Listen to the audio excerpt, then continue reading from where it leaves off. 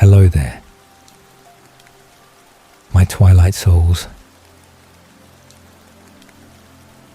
Tonight, we follow the entire story of Esme Cullen through the Twilight saga. A woman who lost everything twice, first her child and then her life, only to discover that death was the doorway to the family she was always meant to have. Esme's story is one of transformation through tragedy.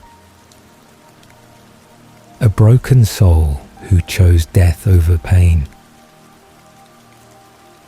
who found that immortality gave her purpose that mortality had denied,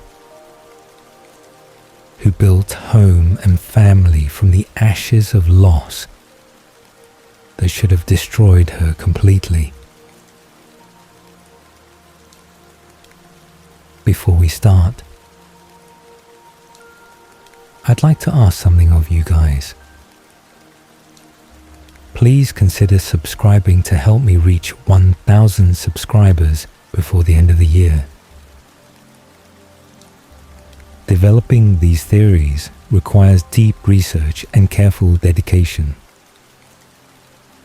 and your support would mean more than I can express. Thank you. As you settle in, I'm curious where you're listening from and what time it is where you are. You can tell me in the comments. Alright, let's get cozy now. Close your eyes. Breathe in very slowly and let Esme's journey from despair to devotion carry you gently into rest. Esme Ann Platt was born in 1895 in Columbus, Ohio, to a middle-class family whose respectability and social standing mattered more than happiness or personal fulfillment. Her father being a strict authoritarian, whose control over household was absolute, and whose expectations for proper behavior were enforced through emotional manipulation and through atmosphere of fear that made home feel like prison rather than sanctuary. Her mother was a quiet woman who had learned that submission was easier than resistance. Her passivity in face of her husband's domination teaching young Esme that women's role was accepting circumstances rather than challenging them. That peace was purchased through surrendering autonomy and through performing expected duties without complaint, or without expressing desires that conflicted with male authority in household. Esme's childhood was marked by her gentle nature and her nurturing instincts that manifested early through her care for younger children in neighborhood and through her tendency to create beauty wherever possible, arranging flowers and rearranging furniture in a small bedroom to make space feel welcoming and warm despite oppressive atmosphere that her father's presence created throughout rest of house. She loved beauty in all its forms and was drawn to architecture and design from young age. Her fascination with how spaces could be constructed to feel safe and inviting, representing her desire to create opposite of home environments she endured daily. Her dreams involving building houses that would shelter families who loved each other, rather than families who tolerated each other through obligation and through social necessity. Her father's strictness extended to every aspect of her life, including her education and her social interactions. His monitoring of her friendships and his control over her activities creating isolation that prevented her from developing close relationships outside family, and that made her dependent on his approval for any sense of worth or any validation of her existence. His emphasis on respectability and on proper feminine behavior meant that Esme learned to suppress her own preferences and learned to present a version of herself that would meet his standards, rather than expressing authentic personality that included curiosity and creativity and desire for autonomy that proper young women in late 1800s were not supposed to display or were not supposed to acknowledge even to themselves. Her teenage years brought increasing awareness that her life would follow a predetermined path involving marriage to a respectable man and production of children and maintenance of household that would replicate her parents' dynamic where husband controlled and wife submitted. The inevitability of this future creating quiet desperation that she could not articulate and could not escape when social structures and family expectations made rebellion impossible for girl without independent means or without support system that might help her imagine alternative existence. She dreamed of different life involving creative work and involving partnership based on mutual respect rather than on domination. But these dreams seemed impossible fantasies that had no connection to reality she would actually experience once she reached marriageable age, and once her father selected appropriate husband whose primary qualifications would be financial stability and social standing, rather than kindness or compatibility. The year 1911 brought unexpected disruption to Esme's predetermined trajectory, when at age 16 she broke her leg-climbing tree in moment of freedom and youthful recklessness that her father's control usually prevented, the injury requiring medical attention that brought her into contact with Dr. Twilight Cullen, who had recently arrived in Columbus area and whose practice was gaining reputation for his exceptional skill and for his unusual dedication to patients regardless of their ability to pay. The doctor who treated her fractured leg was unlike anyone Esme had ever encountered. His impossible beauty and his golden eyes registering as unusual even to 16-year-old girl who had limited experience with a world beyond her father's household. But more striking than his physical appearance was his genuine kindness and his treatment of her as person worthy of respect, rather than as object requiring fixing before being returned to proper feminine passivity. Carlyle's gentleness during examination and during treatment of her injury created impression that lasted far beyond medical necessity. His careful attention to her comfort and his concern for her pain demonstrating compassion that she had never experienced from male authority figure, whose typical approach involved demands and criticism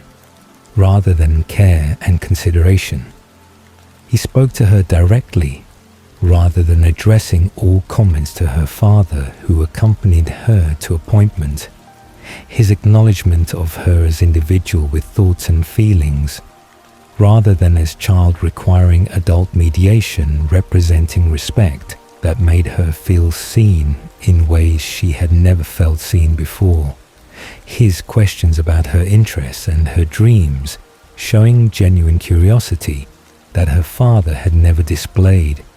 and that her mother had never encouraged. The attraction she felt toward him was immediate and was profound, but it transcended simple teenage infatuation, because what drew her to Carlyle was not merely his extraordinary physical beauty, but was his demonstration that men could be kind and could be gentle and could treat women as equals deserving of respect. rather than as subordinates requiring control. Her feelings for him felt dangerous and felt overwhelming. Her recognition that this doctor represented everything she wanted in partner and in life, creating longing that she knew was inappropriate given her age and given his professional position, but that she could not suppress despite understanding that nothing could come of attraction to man,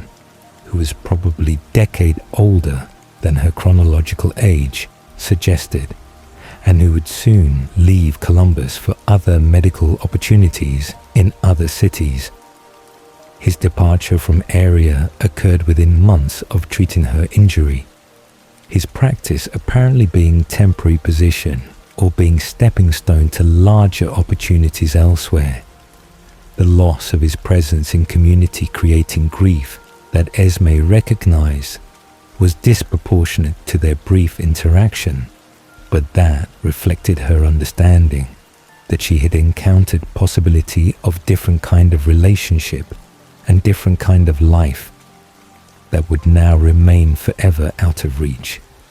She spent years remembering him and idealizing him, her 16-year-old self creating romantic fantasy around compassionate doctor who had treated her broken leg and who had shown her that kindness existed, even though her daily experience suggested otherwise. Her memories of Carlisle becoming refuge she returned to mentally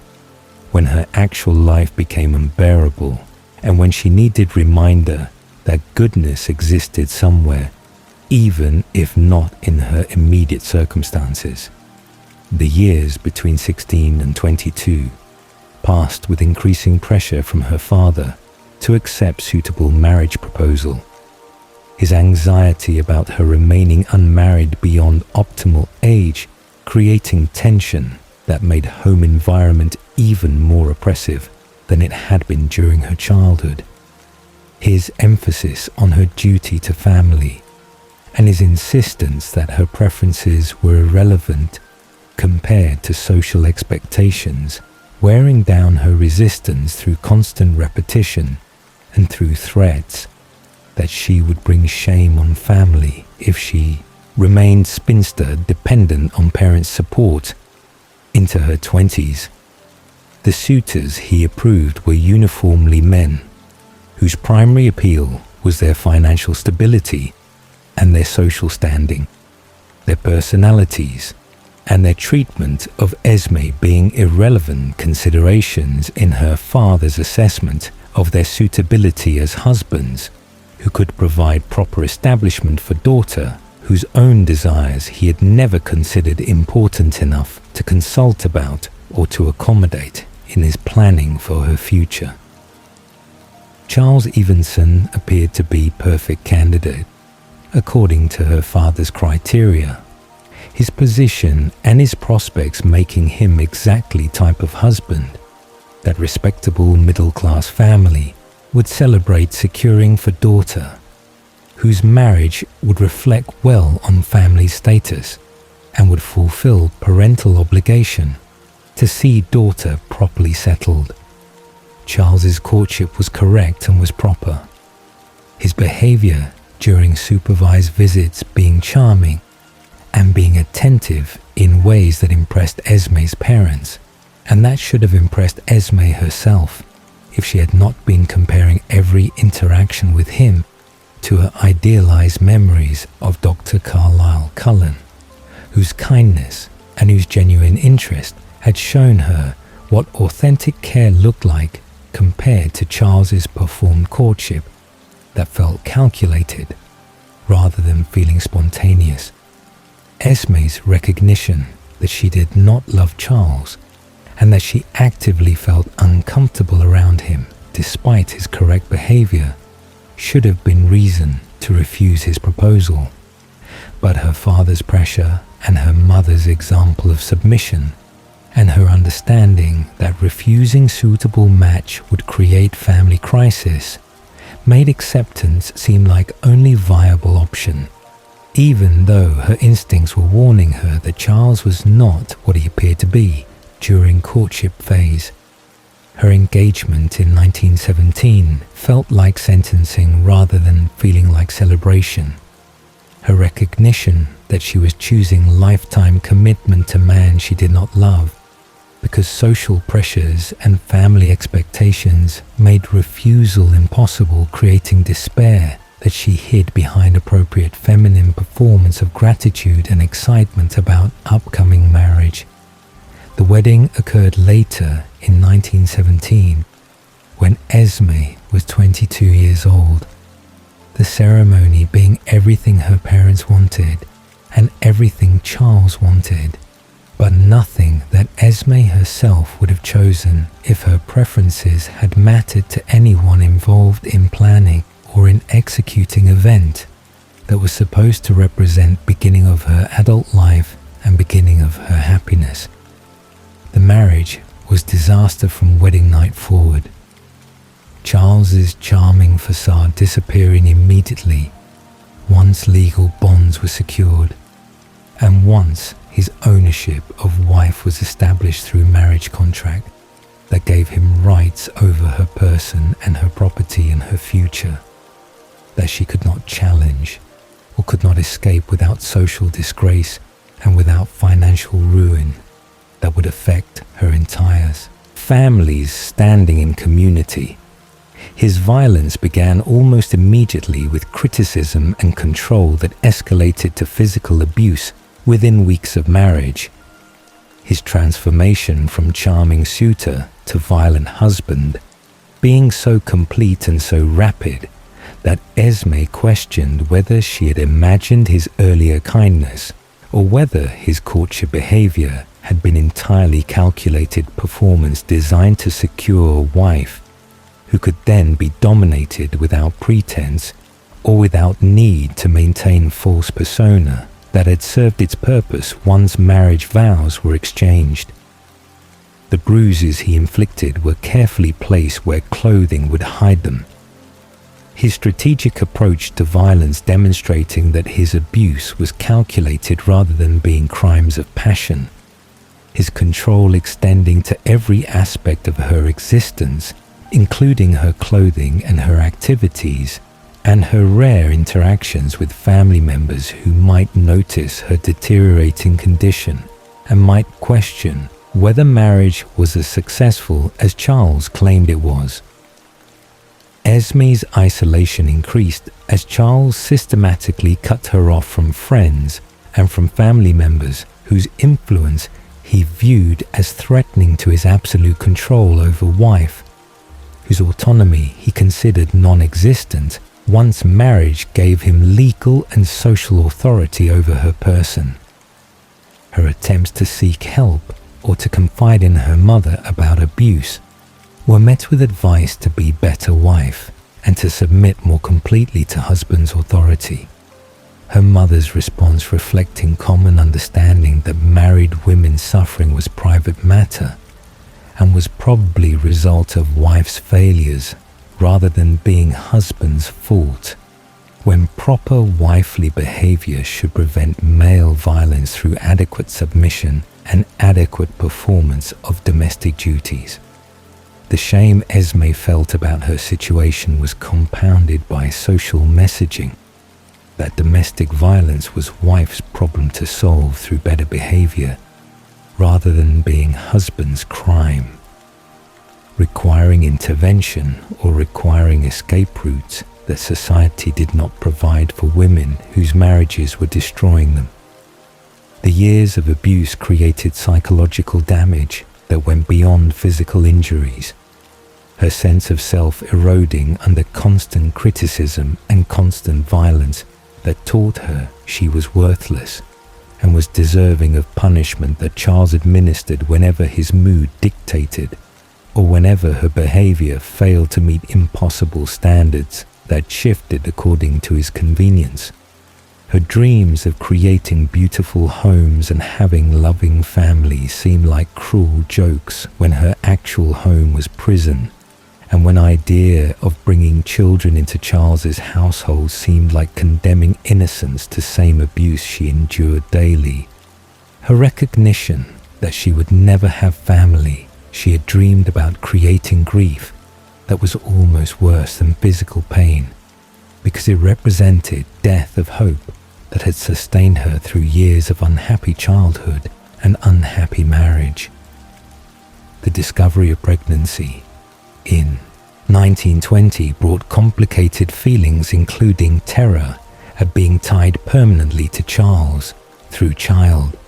and hope that baby would give her something to love and something to protect, even if she could not protect herself from husband, whose violence would likely increase once child arrived, and created additional stress and additional demands on his patience that was already minimal. Her recognition that pregnancy made her more vulnerable, rather than less vulnerable, because Charles's violence threatened not just her, but also unborn child, created desperation that finally overcame her paralysis and her acceptance of situation. Her maternal instinct to protect baby giving her courage that self-preservation had never provided when her own suffering seemed deserved or seemed inevitable. But when child's potential suffering seemed intolerable and seemed preventable if she could find strength to leave. Her escape to Wisconsin, where distant relatives provided temporary shelter, represented first autonomous decisions she had made since marriage began. Her flight occurring when Charles was away on business and when opportunity presented itself to disappear before he returned, and before he could prevent her departure or could retrieve her through legal means that gave husbands rights to reclaim wives who fled marital homes. The relatives who took her in were not wealthy and could not provide long-term support, but they offered safety during final months of pregnancy and offered presence of women who could assist with birth when she had no access to hospital or to doctor, whose involvement would create records that Charles could use to track her location and reclaim wife who had violated his authority through running away. The baby was born in 1921, after Esme had been hiding in Wisconsin for months, his arrival bringing joy that she had not experienced since before her marriage, and bringing hope that her life might have meaning, even if she could never return to society, or could never remarry, or could never have normal existence after abandoning legal husband. The infant was perfect and was healthy, his small, warm body in her arms representing everything she had wanted and everything she had dreamed about during years of suffering. His existence justifying every hardship and every sacrifice because he was purely hers and was purely good and was untouched by violence and pain that had defined her adult life. She had days with him, perhaps weak at most, before he developed lung infection that his infant immune system could not fight, and that limited medical resources available to women in hiding could not adequately treat, his death occurring rapidly and occurring inevitably when pneumonia or similar respiratory illness took babies regularly in 1920s, before antibiotics existed and before modern medicine could save children whose bodies were too small and too weak to survive infections that older children and adults would recover from without difficulty. The death of her son destroyed Esme completely and irreversibly, the loss of only source of joy and only source of hope that she had experienced in decades of suffering, creating grief that exceeded her capacity to process or to survive, her recognition that she had endured abuse and had risked everything to protect child who died anyway, making his death feel like final proof that her existence served no purpose and that her continued living would bring only additional pain without possibility of redemption or happiness. Her decision to end her life was not impulsive, but was calculated choice made by woman who had considered all alternatives and had concluded that death was preferable to continuing existence that held no promise of improvement and no possibility of recovering from loss that had taken everything that mattered and had left her with nothing except memories of dead child and years of accumulated trauma that made every day feel unendurable. The cliff Esme chose for her suicide attempt was high enough that survival seemed impossible. The rocky precipice overlooking water providing method that would ensure death, rather than creating risk of failed attempt that might result in injury requiring hospitalization and requiring explanations that she had no energy to provide to authorities or to relatives who had sheltered her during pregnancy and during brief days with her son. Her jump was deliberate and was final, her body falling through air with certainty that impact would end consciousness and would end pain that had become unbearable after losing child, who had represented her only reason for continuing to exist beyond obligations and beyond social expectations that had governed her choices since childhood, but that seemed irrelevant once death of infant eliminated future she had been protecting through her escape from Charles and through her months of hiding. The fall and the impact should have killed her instantly, but instead created catastrophic injuries that left her dying slowly rather than dying immediately, her body broken in multiple places and her internal injuries causing blood loss that would eventually prove fatal, but that allowed consciousness to persist in fragmented awareness of pain and of regret that even suicide had failed to provide quick release she had been seeking. Someone found her on rocks below cliff, perhaps fisherman or perhaps person walking along shore, who discovered broken woman who was barely breathing and who appeared dead, but whose faint pulse suggested possibility of survival if medical attention arrived quickly enough to prevent death from injuries that were severe but were potentially survivable with proper treatment. The hospital or medical facility where she was taken assumed she was dead or assumed she was dying imminently,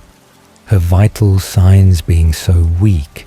and her injuries being so extensive that staff placed her body in morgue rather than admitting her for treatment that seemed futile given severity of trauma and given her apparent lack of consciousness that suggested brain injury or suggested death was imminent regardless of intervention. The morgue was a cold room where bodies awaited burial or awaited family identification. Her placement there representing medical assessment that she was beyond saving and that resources should not be wasted on woman, whose survival was impossible even if heroic measures were attempted. Carlisle Cullen's presence at that particular morgue, at that particular moment, was coincidence that Esme would later understand as fate or as divine intervention.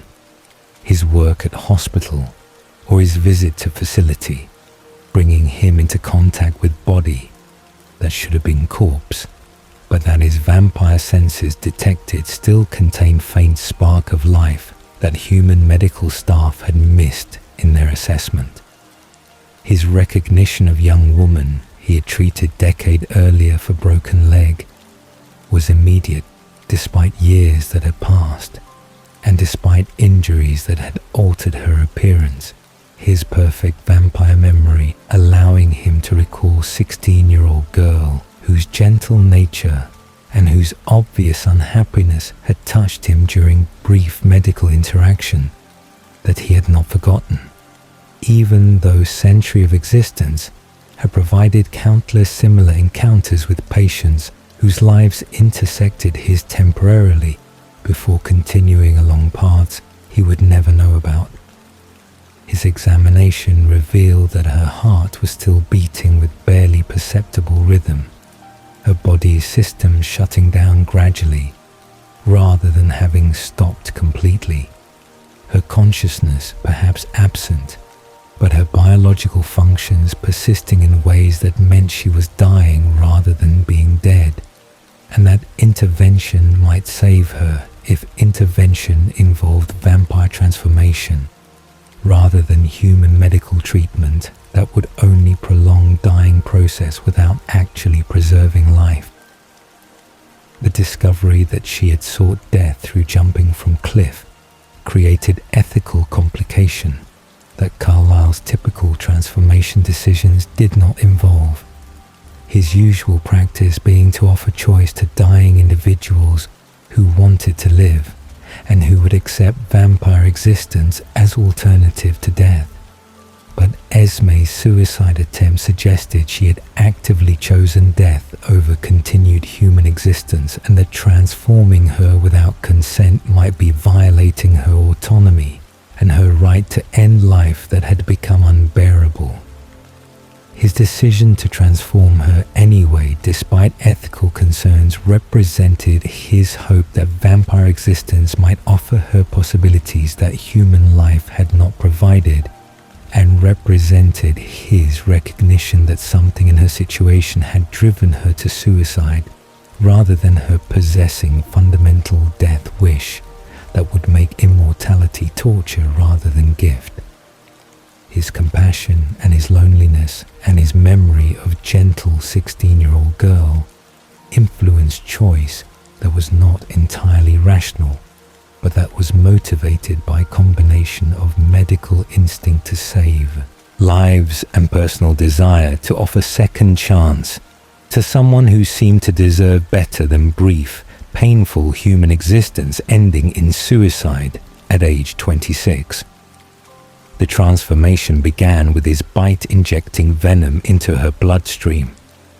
the process initiating changes that would either save her or would kill her, depending on whether her injuries were too severe for venom to repair before death occurred naturally from blood loss or from organ failure.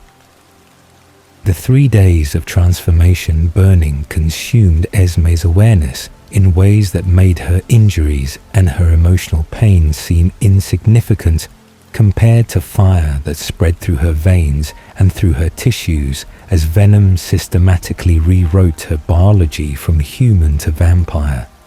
Her semi-consciousness during transformation process meant she experienced burning without fully understanding what was happening or why she was in agony when she had sought death, and when death should have ended all sensation, rather than creating new form of suffering that exceeded anything she had experienced during years of abuse or during grief following her son's death. The pain was total and was inescapable, her body being dismantled and reconstructed at cellular level while her mind cycled through memories and through fragmented awareness that she was changing into something fundamentally different from what she had been. Her memories during transformation included images of her dead son, and images of Charles's violence, and images of Dr. Carlyle Cullen, whose kindness had represented hope during her teenage years. The cycling thoughts creating narrative where her human life was reviewed and processed, while her body underwent metamorphosis that would make return to that life impossible. Regardless of whether she wanted to reclaim human existence or wanted to remain in death she had chosen, the burning gradually concentrated in her heart as transformation neared completion, the final stage involving her heart's transformation from human organ to vampire organ,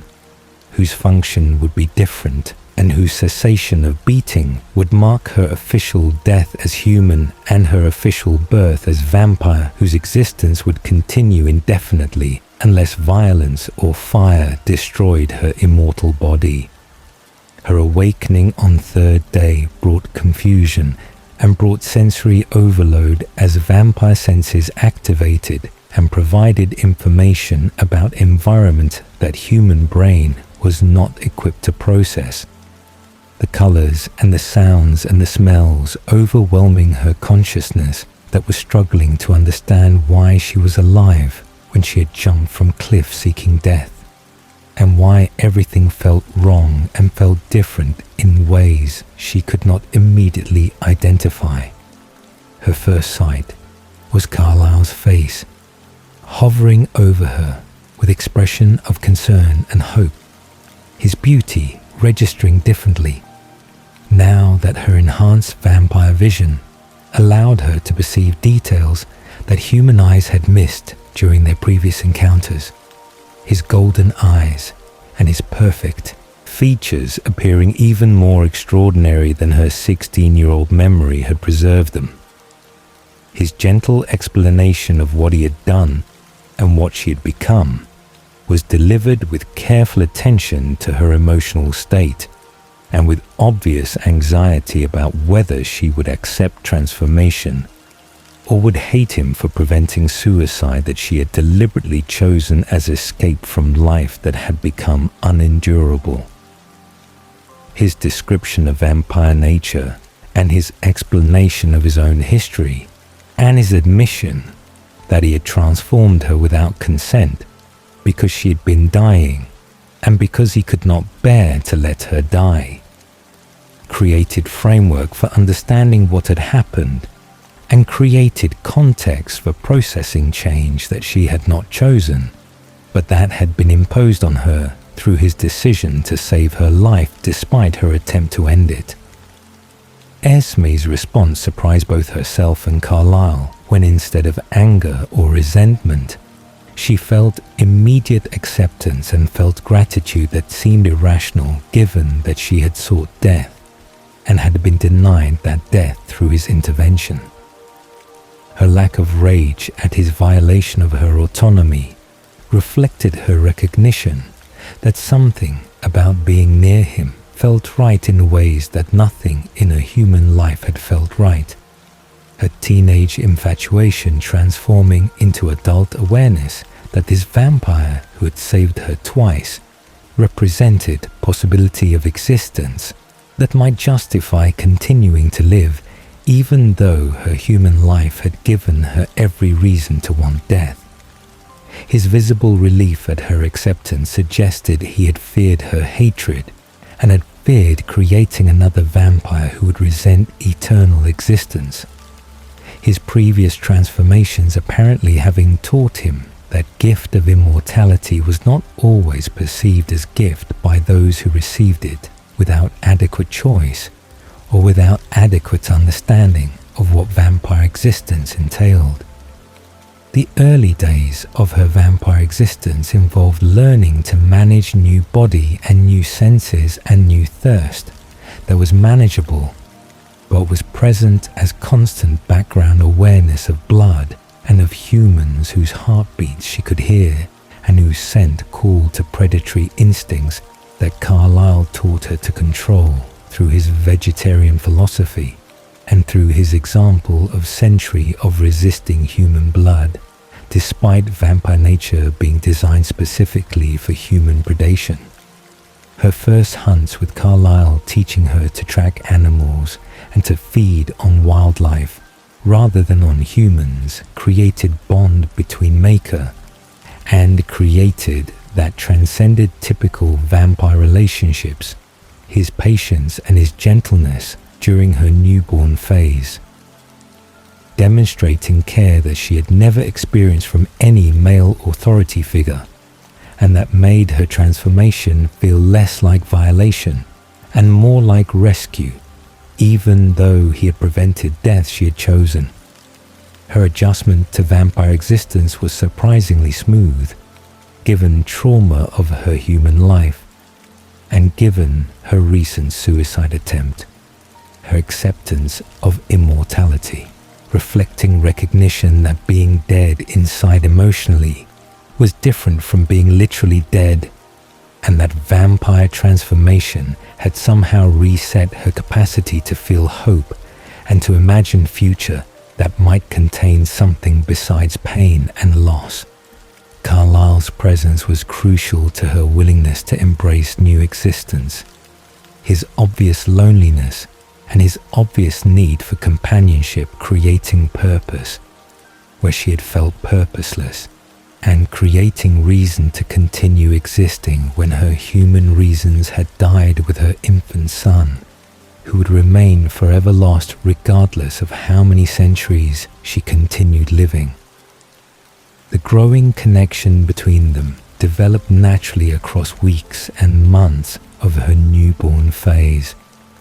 their relationship evolving from maker and created dynamic into genuine partnership based on mutual understanding and mutual need for companionship that neither had experienced during their previous existences.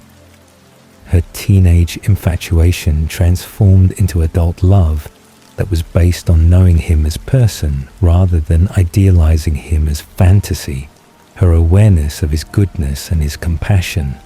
and his centuries of loneliness creating desire to provide him with partnership and family that he had never had despite his long existence,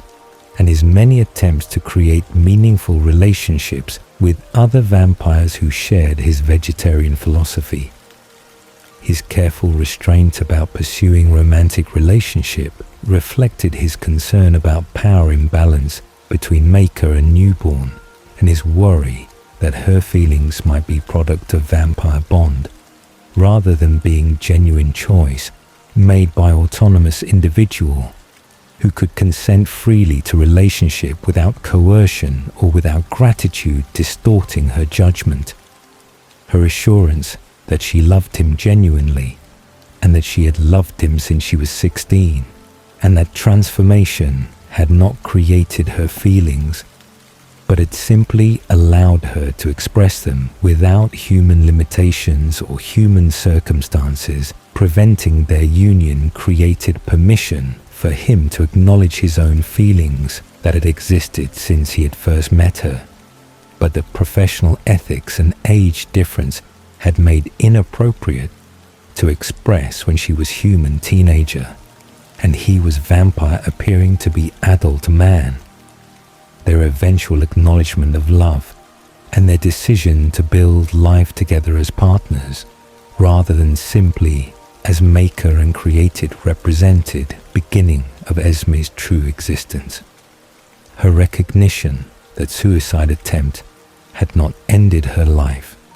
but had transformed it into something better than what she had lost, creating gratitude toward Carlyle that would characterize their relationship across centuries of partnership.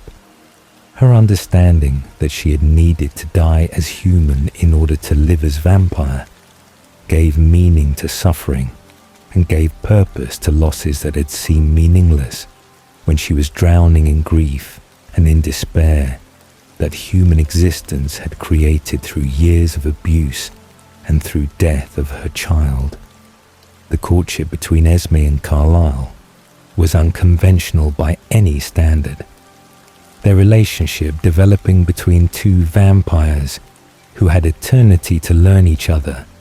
and who had already established foundation of trust and understanding through transformation process and through early months of her adjustment to immortal existence.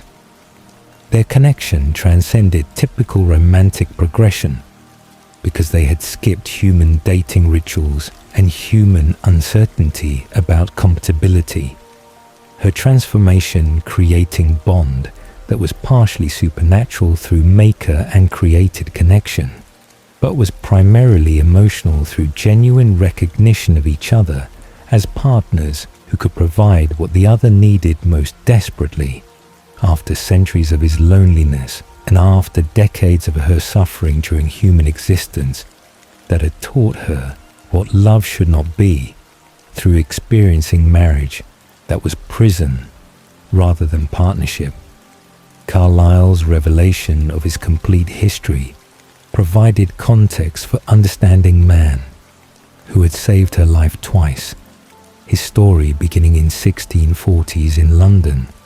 when his father was intolerant Protestant minister who led witch hunts and vampire hunts, and whose fanaticism eventually led to Carlisle's transformation when raid on Vampire Coven resulted in Carlisle being bitten and being left to complete transformation alone in cellar, where he hid himself to prevent his father from burning him alive as creature of Satan, that his father's theology would have demanded be destroyed immediately without mercy or without consideration, that transformed being retained human soul and human capacity for moral choice. His 3 centuries of existence had been spent developing philosophy that rejected vampire nature's apparent requirement for human death. His decades of experimentation and discipline creating vegetarian lifestyle that allowed him to work as doctor and to help humans rather than hunting them, despite every instinct suggesting that his purpose was predation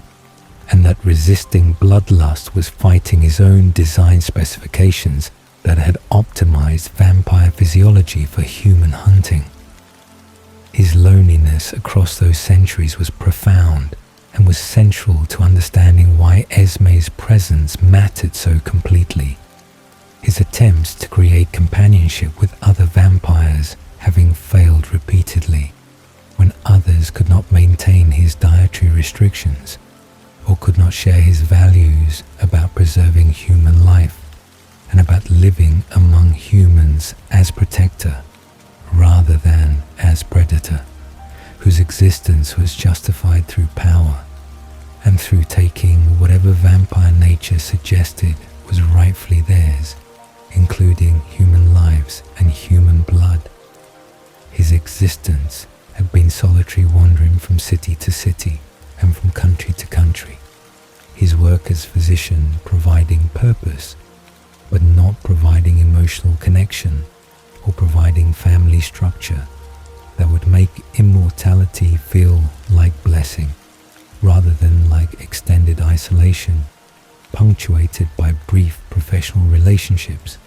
that ended when he moved to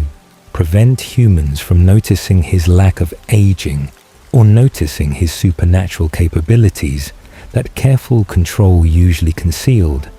but that occasional emergency revealed in ways that required relocation before questions became dangerous. Esme's understanding of his history created compassion and created recognition that she could provide him with partnership he had never experienced, despite 300 years of searching for someone who shared his values and who could build life alongside him that was based on creating rather than destroying, and that was based on compassion rather than on exploitation of human vulnerability that most vampires considered their right and their purpose. Her own losses and her own suffering gave her perspective that allowed her to appreciate his goodness without taking it for granted. Her awareness that most males were controlling and violent like Charles, making Carlisle's gentleness seem miraculous rather than seeming ordinary. Her gratitude for his respect and his kindness never diminishing, even as their relationship became established and familiar across years of partnership that deepened rather than becoming stale through repetition or through discovery of flaws. That disillusionment revealed in most long-term relationships, whether human or vampire. Their marriage occurred in early 1920s after appropriate period of courtship that Carlisle insisted upon despite Esme's readiness to commit immediately. His traditional values and his desire to do things properly, making him want formal ceremony and formal commitment, even though vampire marriages had no legal standing and served only symbolic purpose of declaring partnership to each other and to any other vampires who might encounter them, and who would recognize their bond through behavioral cues and through the way they interacted with ease and intimacy that came only from deep commitment and from genuine partnership based on mutual respect. The wedding was private ceremony involving only the two of them. Their lack of vampire community or human witnesses, reflecting their isolated existence but not diminishing significance of vows that would bind them across eternity in partnership that was chosen rather than being arranged or being forced through circumstances or through social pressure that had characterized Esme's human marriage to Charles, whose vows had been chains rather than being promises, and whose commitment had been ownership rather than being love. Her adoption of Cullen's surname represented shedding a Platt identity that connected her to family who had failed her, and shedding of Evenson identity that connected her to husband who had abused her. Her new name representing rebirth and representing beginning of existence that was truly hers, rather than being defined by male relatives or male authorities who had controlled her human life through legal structures and through social conventions that made women's autonomy non-existent and made women's choices subject to male approval or male veto. The name Cullen would become central to her identity across following century, her role as Cullen matriarch eventually superseding her role as Carlisle's wife when family expanded and when her maternal nature found expression through children who needed her love and who would define her purpose more completely than romantic partnership alone could provide. Despite genuine happiness, she found in relationship with husband, whose respect and whose affection represented everything she had wanted during human life, but had never received, until transformation made such partnership possible. Their early years together involved building first home as married couple. Esme's talent for design and for creating beautiful spaces emerging naturally as she worked to construct physical environment that reflected emotional safety and reflected love, that their partnership embodied in ways that architecture could express through proportion and through light, and through careful attention to how spaces flowed and how rooms connected to encourage togetherness without forcing proximity that might feel suffocating. Her choices in architecture and in decoration revealed her values and revealed her vision of what home should be. Every room and every detail designed to create atmosphere of welcome and of comfort that her human homes had never provided when her father's house was prison and when Charles's house was battlefield, where she never felt safe and never felt that walls protected her rather than trapping her with man, whose violence made home the most dangerous place rather than the safest place. The process of designing and building became central to her identity and became outlet for creativity that immortality allowed her to develop without human constraints of time or of resources. Carlisle's accumulated wealth from centuries of careful investment, providing means to realize her visions without compromise or without settling for less than perfect execution of designs that existed first in her imagination, and then in careful drawings, and then in physical structures that would stand for decades or for centuries, depending on how long they remained in particular location before need to relocate. Required abandoning homes she had created. Her discovery that she possessed genuine talent for architectural design created satisfaction that went beyond simple hobby or simple way to pass immortal time. Her work representing artistic expression and representing ability to create beauty that would outlast her and that would shelter others in ways she wished she had been sheltered. During her vulnerable human years, when homes she inhabited felt like prisons, rather than feeling like sanctuaries. The homes she designed were never merely buildings, but were physical manifestations of love and of protection, her understanding of what made space feel safe informing every choice about proportion and about light and about flow between rooms that would encourage family connection rather than encouraging isolation that traditional architecture often created through separating family members into individual spaces that prevented interaction and prevented development of bonds that came from shared experiences and from casual daily contact that formal parlor visits could never replicate. Her work reflected her belief that architecture could heal and could nurture, that physical environment shaped emotional experience and shaped relationships in ways that most people did not consciously recognize, but that Esme understood instinctively through her own experiences of how oppressive spaces had contributed to her human suffering, and how beautiful, welcoming spaces could contribute to healing and to happiness. The contentment she felt during early years of marriage was complicated by growing awareness that something was missing from their partnership, despite genuine love and despite genuine compatibility that made their relationship work better than most marriages, whether human or vampire. Her recognition that she wanted to be mother and that she wanted to nurture children, and that romantic partnership alone could not fulfill her completely creating tension that she initially hesitated to express because Carlyle had given her so much and had saved her life and had loved her unconditionally in ways she had never experienced. Her maternal instincts that had defined her brief time with her infant son remained active despite transformation. Her desire to nurture and to protect and to love children being fundamental aspect of her nature that immortality had not eliminated,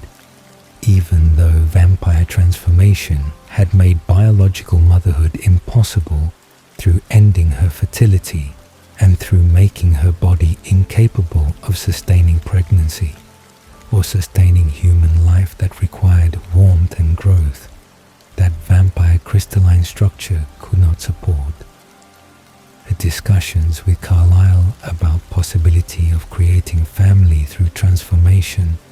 rather than through biological reproduction represented careful navigation of complicated ethical territory. Their conversations about potentially transforming dying humans to create vampire children requiring examination of consent and requiring examination of whether creating vampires to fulfill their own desires for family constituted acceptable use of transformation or constituted selfish manipulation of desperate dying people who might agree to anything if alternative was death that seemed worse than any other option, including becoming predatory immortal whose nature might prove incompatible with their human values. Carlyle's previous solitary existence and his lack of family made him uncertain about whether creating coven was appropriate, or whether his loneliness should be endured, rather than being resolved through transforming others who might later resent immortality, or might later regret choice made during crisis, when death seemed worse than any alternative, including vampire existence whose reality might prove more difficult than dying person could imagine during final moments of human life. The resolution came through combination of Esme's certainty that they could provide good life for transformed vampires who needed family, and Carlyle's recognition that his isolation had been partially self-imposed through his reluctance to create companions who might not share his values. Their agreement that they would only transform people who were dying and who expressed desire to live, creating ethical framework that allowed them to build family while respecting autonomy and while avoiding vampire tradition of casual creation of newborns who were abandoned after transformation or who were kept as servants rather than being welcomed as family members deserving of love and respect and guidance during difficult adjustment period that newborn phase represented. The decision to create family through selective transformation of dying individuals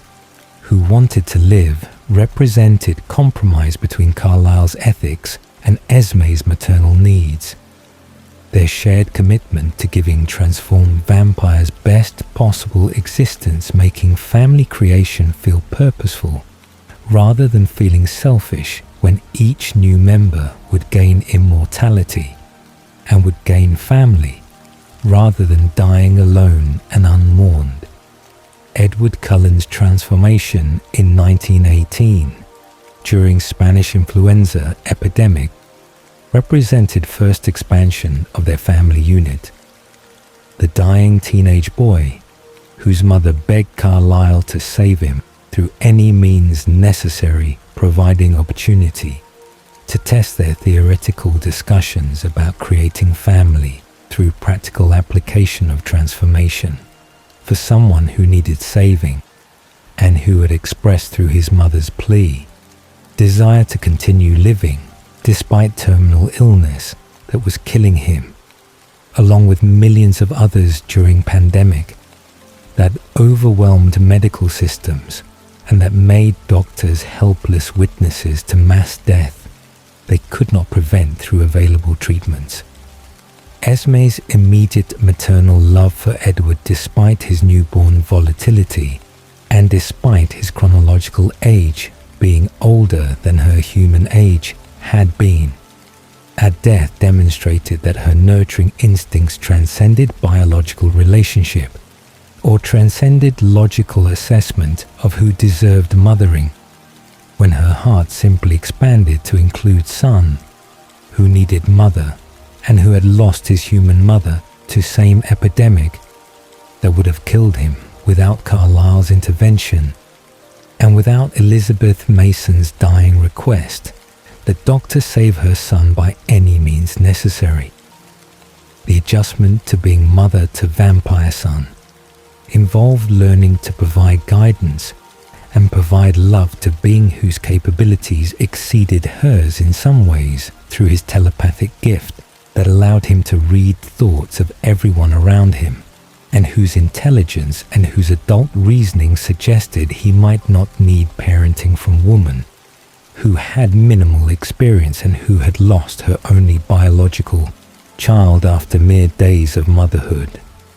Her patience with Edward's struggles and her acceptance of his brooding nature created foundation for relationship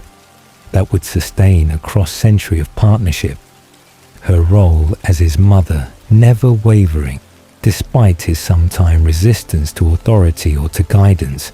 that his own considerable intelligence suggested he did not need from parents whose human years of experience were fewer than his chronological age. Even though their vampire years gave them wisdom he had not yet acquired through his decade of existence as immortal, whose newborn phase had been difficult and whose adjustment to vegetarian lifestyle had required discipline, he was still developing. The pattern established with Edward's transformation would repeat across following decades as Carlisle found other dying individuals who wanted chance at continued existence and who would accept vampire transformation as alternative to death, each new family member being welcomed by Esme with maternal love that seemed limitless and seemed to expand rather than being divided among increasing number of children who needed her acceptance and who needed her creation of home environment where they could heal from trauma that had characterized their human deaths and their violent transformations into beings whose nature was designed for killing, but whose adoptive mother insisted they could choose compassion over violence and could choose family over solitary predatory existence that was typical vampire lifestyle. The year 1933 brought Rosalie Hale into their family under circumstances that tested Carlisle's ethics and that created their first female family member whose presence would change household dynamics and would give Esme a daughter she had never had during human life, when her own infant son had been her only experience of parenthood before his death ended her brief motherhood. Carlisle's discovery of Rosalie in Rochester, New York occurred during one of his night shifts at a hospital when he responded to report of injured woman found on street. His arrival at scene revealing brutally assaulted young woman who had been beaten and violated by her fiancé and his friends, who had left her dying in street after celebrating their engagement with a tag that destroyed both her body and her future in single night of male violence that echoed Esme's own experiences with Charles,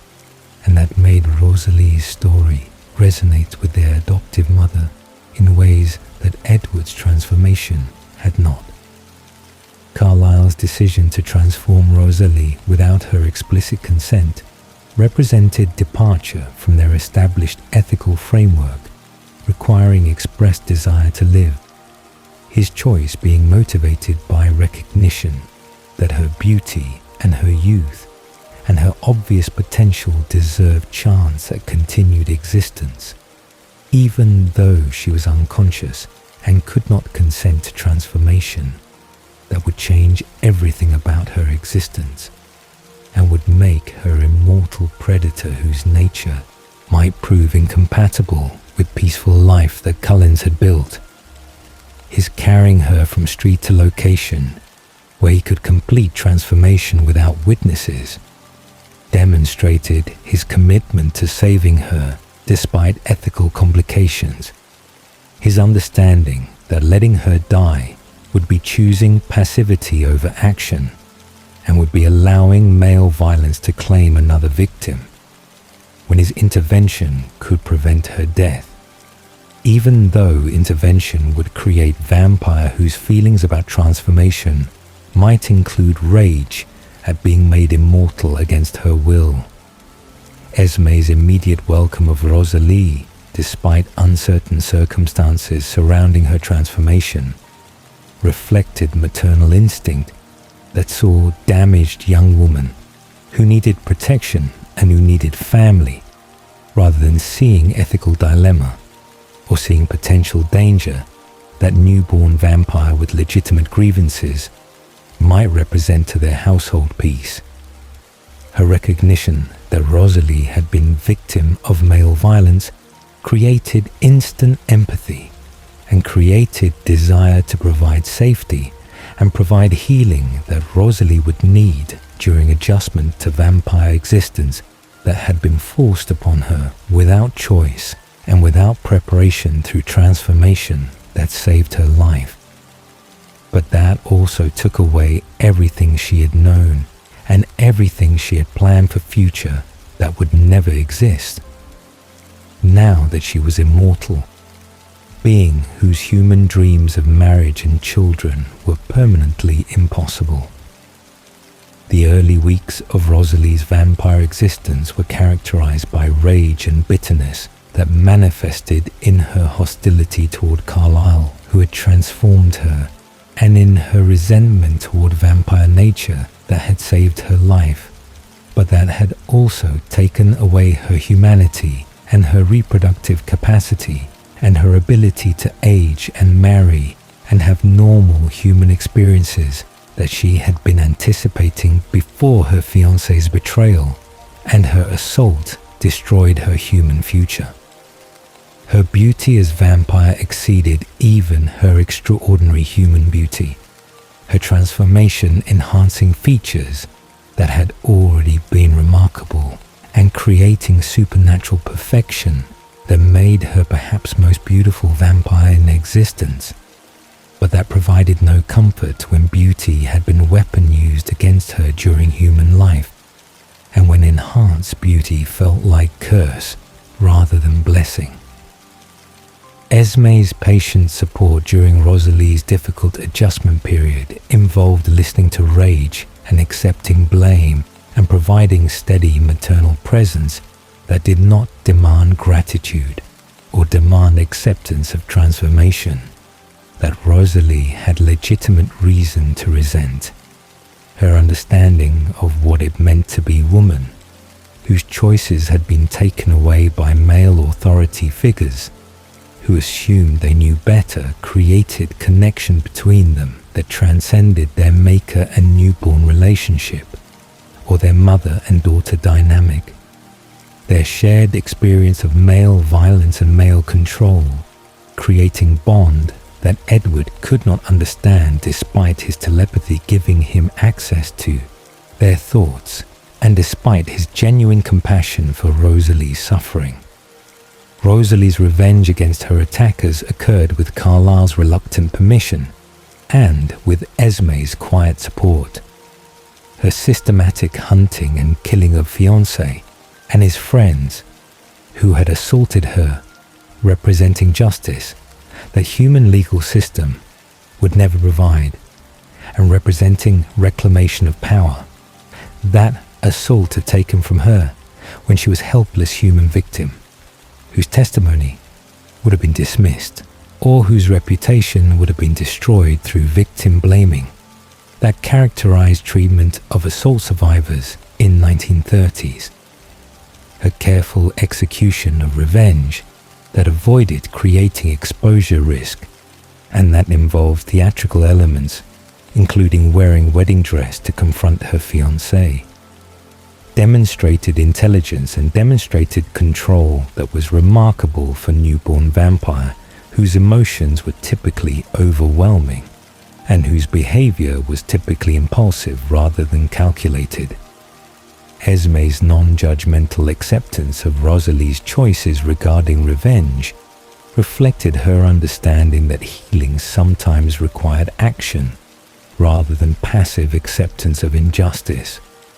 Her own inability to seek revenge against Charles during human life, making her supportive of Rosalie's decision to punish men who had destroyed her human existence and who had assumed their actions would have no consequences because their victim was dead or was too traumatized to pursue justice through systems that protected wealthy men over vulnerable women. The completion of revenge brought Rosalie some measure of peace but did not resolve her deeper grief about lost humanity and lost future. Her resentment about transformation persisting across years, despite her growing attachment to family and despite her eventual acceptance that vampire existence had benefits, even though costs were permanent and were irreversible. The relationship between Esme and Rosalie developed slowly across months and years following transformation, their bond being complicated by Rosalie's resistance to accepting maternal love, when accepting meant acknowledging that vampire family was replacing human family, and that immortal existence was becoming acceptable despite her continued insistence that she would choose humanity if given opportunity to reverse transformation. Esme's patience never wavered despite Rosalie's hostility, and despite her rejection of comfort that was offered consistently and without conditions. Her maternal understanding, recognizing that Rosalie's anger was protective mechanism and was grief response rather than being true reflection of her feelings about family who loved her and who wanted her healing, even when she insisted she would never accept what had been done to her. Their shared grief about lost children created deepest connection between them. Esme's dead infant son and Rosalie's inability to ever have children forming bond that Edward could not share and that Carlisle could not fully understand despite his compassion and despite his genuine sorrow about their losses. The conversations between mother and daughter about motherhood and about what it meant to want children who could never exist created intimacy that transcended their vampire relationship. Their human experiences of female embodiment and female desires, creating understanding that male vampires could observe, but could not truly comprehend when biological imperatives and social conditioning had made motherhood central to female identity in ways that transformation could not erase, even though transformation made motherhood biologically impossible. Emmett McCarty's arrival in 1935 represented turning point in Rosalie's adjustment and represented first time she had chosen to save someone rather than allowing death to occur naturally, or rather than causing death through feeding or through revenge that had characterized her early vampire existence. Her discovery of Emmett being mauled by a bear in Tennessee mountains created crisis where her newborn instinct suggested she should feed on dying human, whose blood was abundant and whose injuries made him easy prey. But her recognition of something in his face or in his struggle against death that reminded her of will to live and of refusal to surrender triggered different response that involved carrying him hundreds of miles to Carlisle, rather than killing him, or rather than leaving him to die from injuries that would be fatal without supernatural intervention. Esme's joy at Rosalie's compassionate choice exceeded her joy at gaining another family member. Her recognition that Rosalie had chosen to save rather than to destroy, representing healing and representing evidence that transformation and trauma had not eliminated her capacity for empathy or her capacity for caring about others beyond herself and beyond her own suffering. The decision to transform Emmett was Rosalie's rather than Carlisle's. Her request that Carlisle perform transformation because she did not trust her own control around his blood, demonstrating wisdom and demonstrating recognition of her limitations, while her insistence that he be saved demonstrated growth and demonstrated that vampire existence might allow her to build future, even though that future would be different from what she had imagined during human life. Emmett's transformation and his boisterous personality immediately changed household dynamics. His humor and his easy acceptance of vampire nature providing contrast to Rosalie's bitterness and to Edward's brooding introspection that had characterized family atmosphere before his arrival. His gratitude toward Rosalie for saving him and his immediate attraction to her despite not knowing her history or understanding her complicated feelings about transformation created foundation for relationship that would become central to both their existences. His uncomplicated love and his genuine appreciation for immortality that he viewed as adventure rather than as curse, gradually softening Rosalie's rage and gradually helping her find aspects of vampire existence that were gifts rather than only being losses. Esme's delight at watching Rosalie fall in love and watching her find happiness despite her previous insistence that vampire existence offered nothing worth having created hope that all her children could find peace and could find purpose even when their transformations had been traumatic and even when their adjustments had been difficult. Emmett's integration into family was seamless in ways that Rosalie's had not been. His personality and his lack of human attachments making him grateful adoptive family member who appreciated what Cullen's offered and who embraced vegetarian lifestyle and vampire nature with enthusiasm that made him easy son to parent and easy brother to Edward and Rosalie, who were still processing their own complicated feelings about immortality. The dynamic between Rosalie and Emmett created balance that benefited entire family. His steadying influence on her anger and her softening influence on his recklessness, creating partnership that functioned well and that demonstrated to Esme that vampire love could work and could provide fulfillment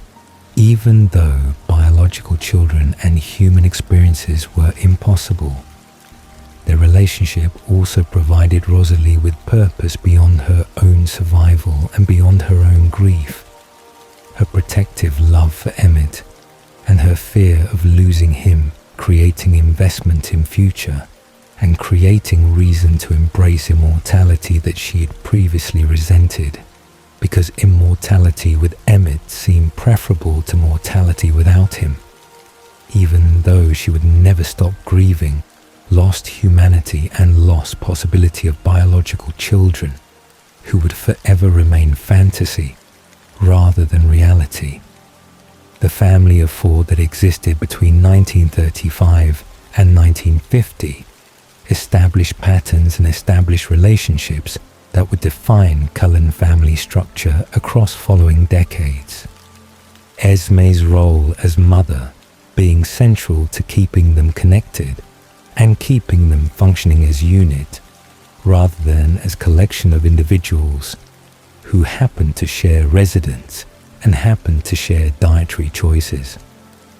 Her creation of family rituals and family traditions, including celebrating holidays and maintaining human customs, despite their vampire nature, provided structure and provided sense of normalcy that made immortality feel less alien and made their existence feel more purposeful than endless predatory wandering that characterized most vampire covens, whose members were united by convenience rather than by genuine emotional bonds. Edward's continued solitude, despite being surrounded by family, and despite having Carlisle's friendship, and Esme's maternal love created concern for adoptive mother, who recognized that his telepathy and his century of existence were isolating him in ways that family connection could not overcome.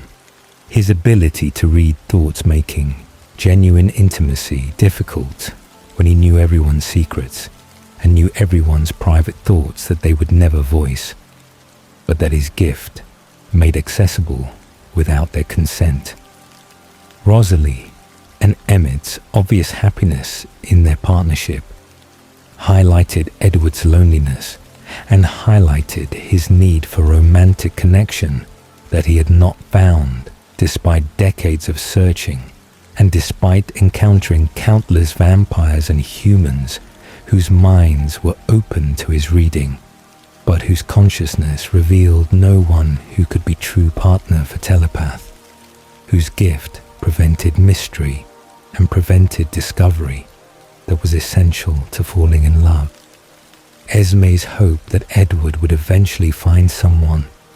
who could make him happy the way Emmett made Rosalie happy and the way Carlisle made Esme happy persisted despite Edward's increasing cynicism and despite his stated belief that his telepathy made romantic love impossible,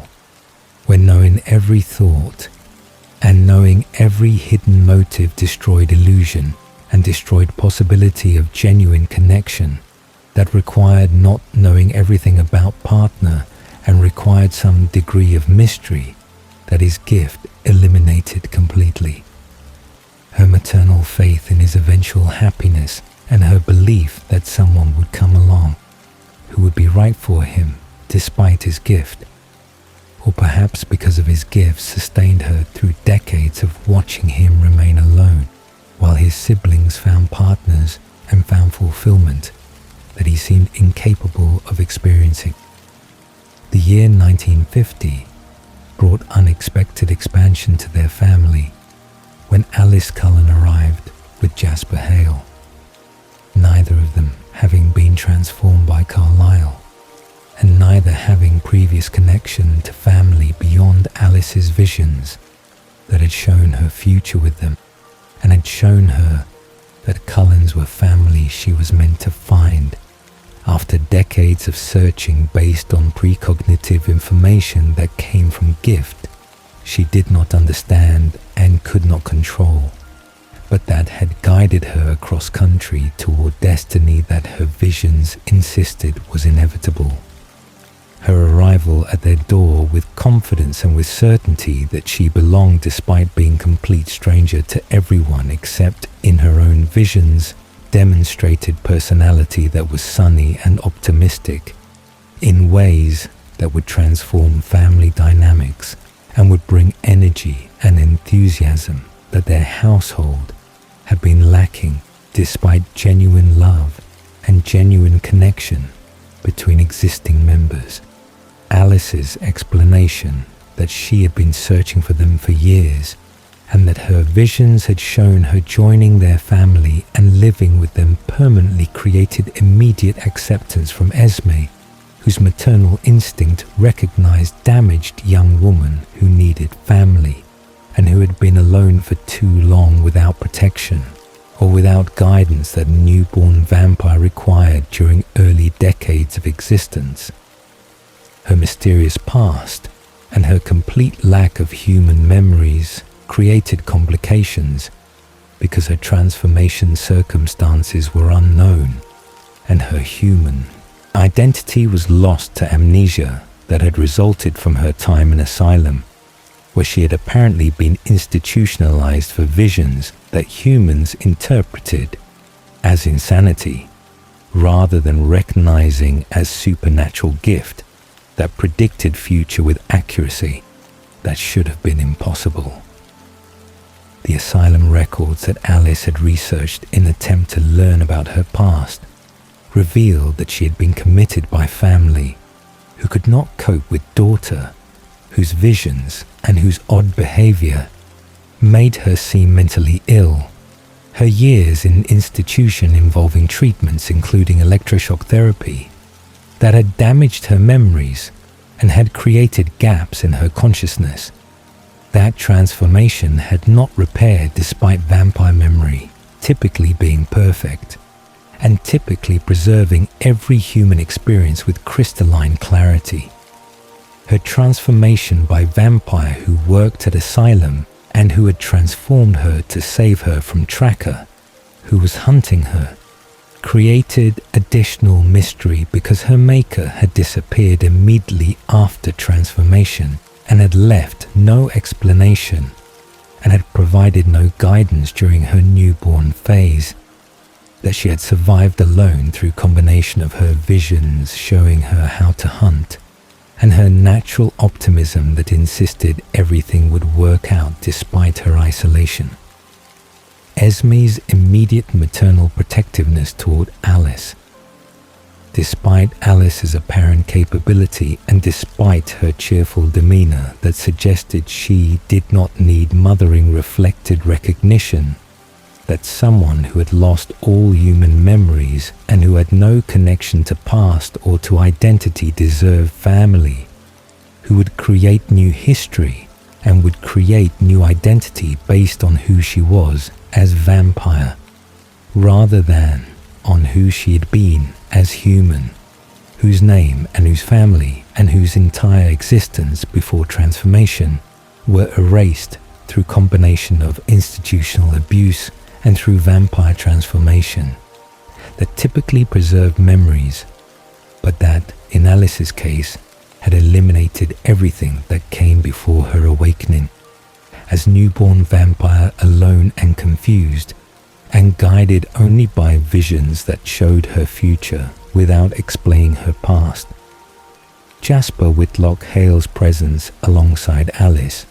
created more complicated situation because his history and his struggles made him less obviously suitable for Cullen family,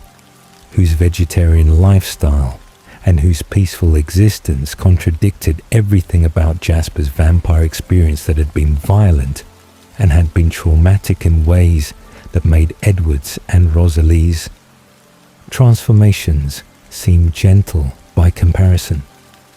His decades serving in vampire wars in American South during 1800s had involved creating and training newborn armies, whose purpose was territorial conquest and whose existence was brutal and short, when most newborns were destroyed within a year of transformation,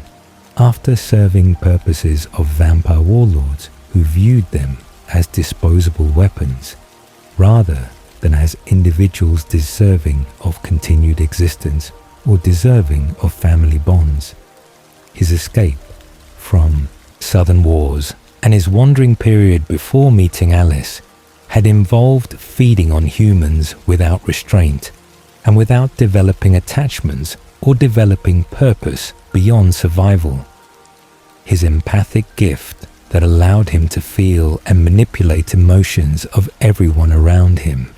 making human suffering visceral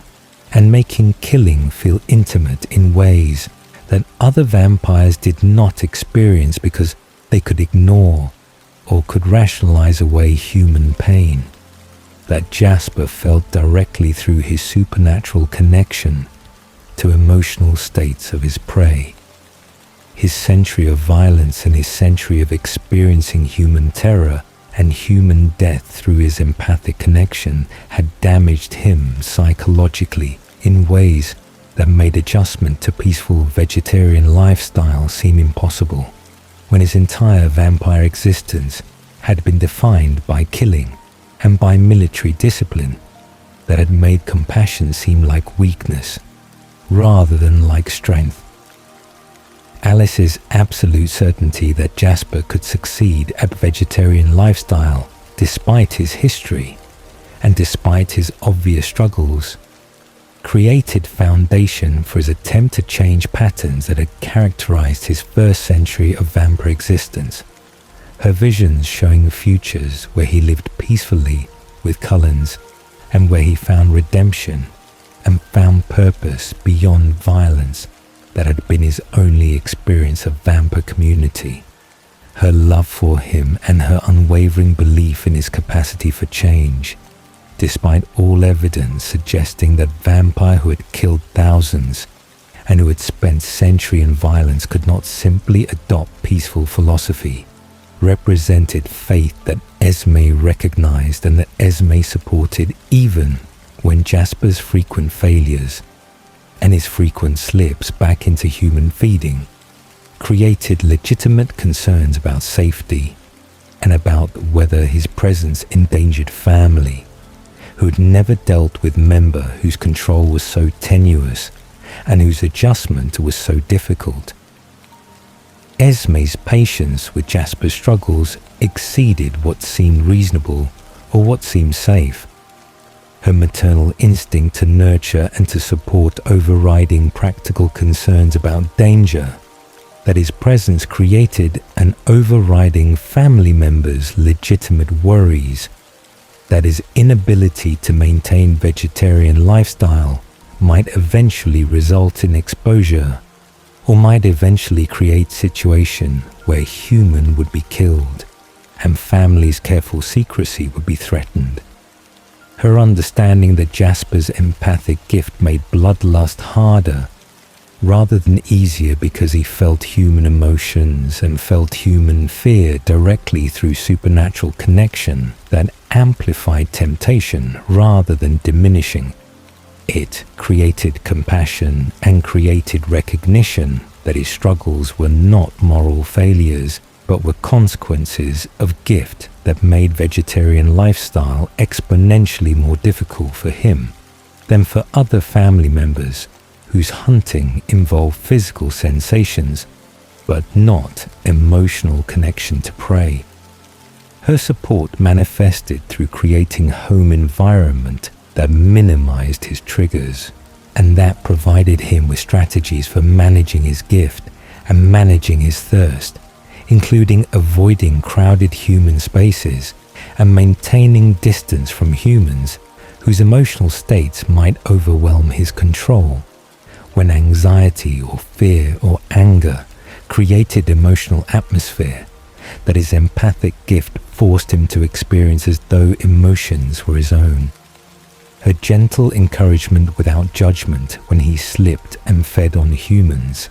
rather than maintaining vegetarian diet, created safety and created acceptance that allowed him to keep trying. despite repeated failures that would have driven away less patient family, whose vegetarian principles might have made them unwilling to tolerate member who could not maintain standards that they considered essential to their identity and essential to their ability to live among humans without constant danger of exposure. Alice's role as Jasper's partner and his primary support system was crucial to his continued efforts at vegetarian lifestyle. Her visions showing him futures where he succeeded and where he found peace, creating hope during moments when his own assessment of his progress suggested he would never achieve control that other family members displayed naturally, and that seemed impossible for Empath, whose gift made every hunting experience emotionally overwhelming. Her cheerful optimism and her absolute faith in him provided counterbalance to his self-loathing and his conviction that he was irredeemably damaged by a century of violence that had shaped his vampire existence and had made compassion seem foreign and had made peaceful coexistence with humans seem impossible for someone whose entire experience suggested that humans were prey and that vampire nature was predation without possibility of redemption. The relationship between Alice and Jasper demonstrated to Esme that love could transcend history and could transcend differences in experience or differences in capability. Their partnership working despite his darkness and her light, and despite his violence-filled past and her optimistic present, because their commitment to each other superseded individual struggles and created bond that made both of them stronger than they were separately. Her recognition that they needed each other in ways that made their relationship essential rather than optional created acceptance of their partnership and created welcome for both of them as unit rather than as individuals whose compatibility with family might be questioned if assessed separately. The complete family unit of 7 vampires that existed after Alice and Jasper joined created household dynamics that were complex and were rich with different personalities and different struggles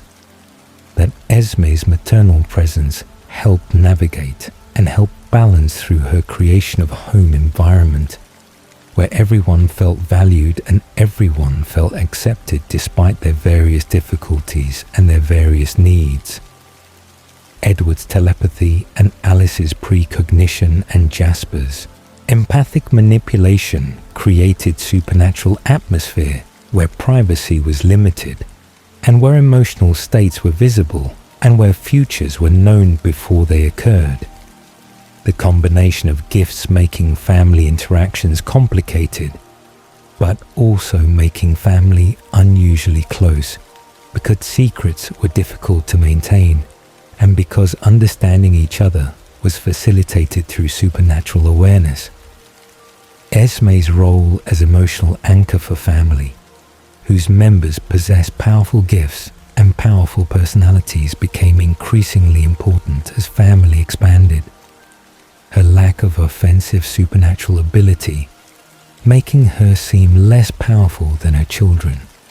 but her gift for creating home and her gift for providing unconditional love, making her central to families functioning in ways that supernatural powers could not replicate. Her recognition that family needed mother's love more than they needed additional fighter or additional gift-based capability created contentment with her role and created pride in contribution that was not dramatic but was essential to keeping family together and keeping family functioning as unit rather than fragmenting into separate alliances or separate purposes. The pattern of attending high school repeatedly as cover for their presence in human communities became established during 1950s and continued across following decades. the necessity of appearing to be teenagers, requiring them to endure high school curriculum and high school social dynamics repeatedly in different locations as they moved every decade or so to prevent humans from noticing their lack of aging. Esme's support of this charade and her creation of believable backstories and her maintenance of appropriate parental behavior during parent-teacher conferences and during school events demonstrated her commitment to protecting family secrecy and her willingness to perform role of human mother, despite finding human social interactions tedious and finding need for constant deception emotionally exhausting. Her architectural work and her restoration projects provided creative outlet and provided purpose beyond parenting during decades when family was stable and when children's needs were primarily practical rather than emotional. Her designing of homes in various locations and her building of structures that reflected her vision of beauty and her vision of sanctuary, creating legacy that would outlast her and creating contribution to human world that was constructive rather than destructive despite her vampire nature, making her technically predator whose existence depended on taking animal life even though vegetarian philosophy prevented human deaths. Her recognition that creating beauty and creating shelter represented her purpose and represented her contribution to world that vampires typically only took from without giving back created satisfaction and created sense that her immortality had meaning beyond simple existence or beyond simple survival. The decades between 1950 and 2000 brought stability and brought contentment that Esme had never experienced during human life. Her vampire existence providing family and providing purpose and providing creative outlet that her human life had denied through abuse and through social constraints that had made female autonomy impossible and had made female creativity subordinate to male authority and male approval. Her relationship with Carlyle deepened across decades of partnership, their love remaining strong and remaining central to both their existences. Despite immortality sometimes making relationships stale or making partners take each other for granted, when eternity made every day seem less precious than it would seem to mortals, whose time together was limited. Her maternal relationships with Edward and Rosalie and Emmett and Alice and Jasper created fulfillment that exceeded what she had imagined when discussing family creation with Carlyle during early years of their marriage. Her 5 vampire children providing her with purpose and providing her with love that made loss of human son seem like necessary tragedy that had led her to greater purpose rather than being meaningless loss that had destroyed her human life and had driven her to suicide. Her recognition that she had needed to die as human and needed to lose everything in order to gain everything as vampire created gratitude and created acceptance of past that had seemed unbearable during human existence, but that now seemed like necessary journey toward destiny that would not have been possible if human life had been happy or had been fulfilling. The family's various relocations across American continent and their establishment in different communities created pattern, where Esme designed home and created welcoming environment and maintained human facade, while Carlyle worked as doctor and children attended school and family functioned as unit, whose closeness and whose obvious love for each other sometimes seemed unusual to human observers, who were accustomed to more typical family dynamics involving conflict and involving distance. rather than involving genuine affection and genuine enjoyment of each other's company. Her pride in family she had built, and her satisfaction with life she had created made immortality feel like blessing rather than curse. Her transformation from suicidal human to contented vampire matriarch, representing complete reversal that seemed impossible, but that had occurred through combination of Carlisle's intervention and her own resilience and her own capacity for love that trauma had not destroyed despite years of abuse and despite grief that had driven her to seek death. The decision to settle in Forks, Washington in 2003 represented strategic choice based on Olympic Peninsula's notorious cloud cover and persistent rain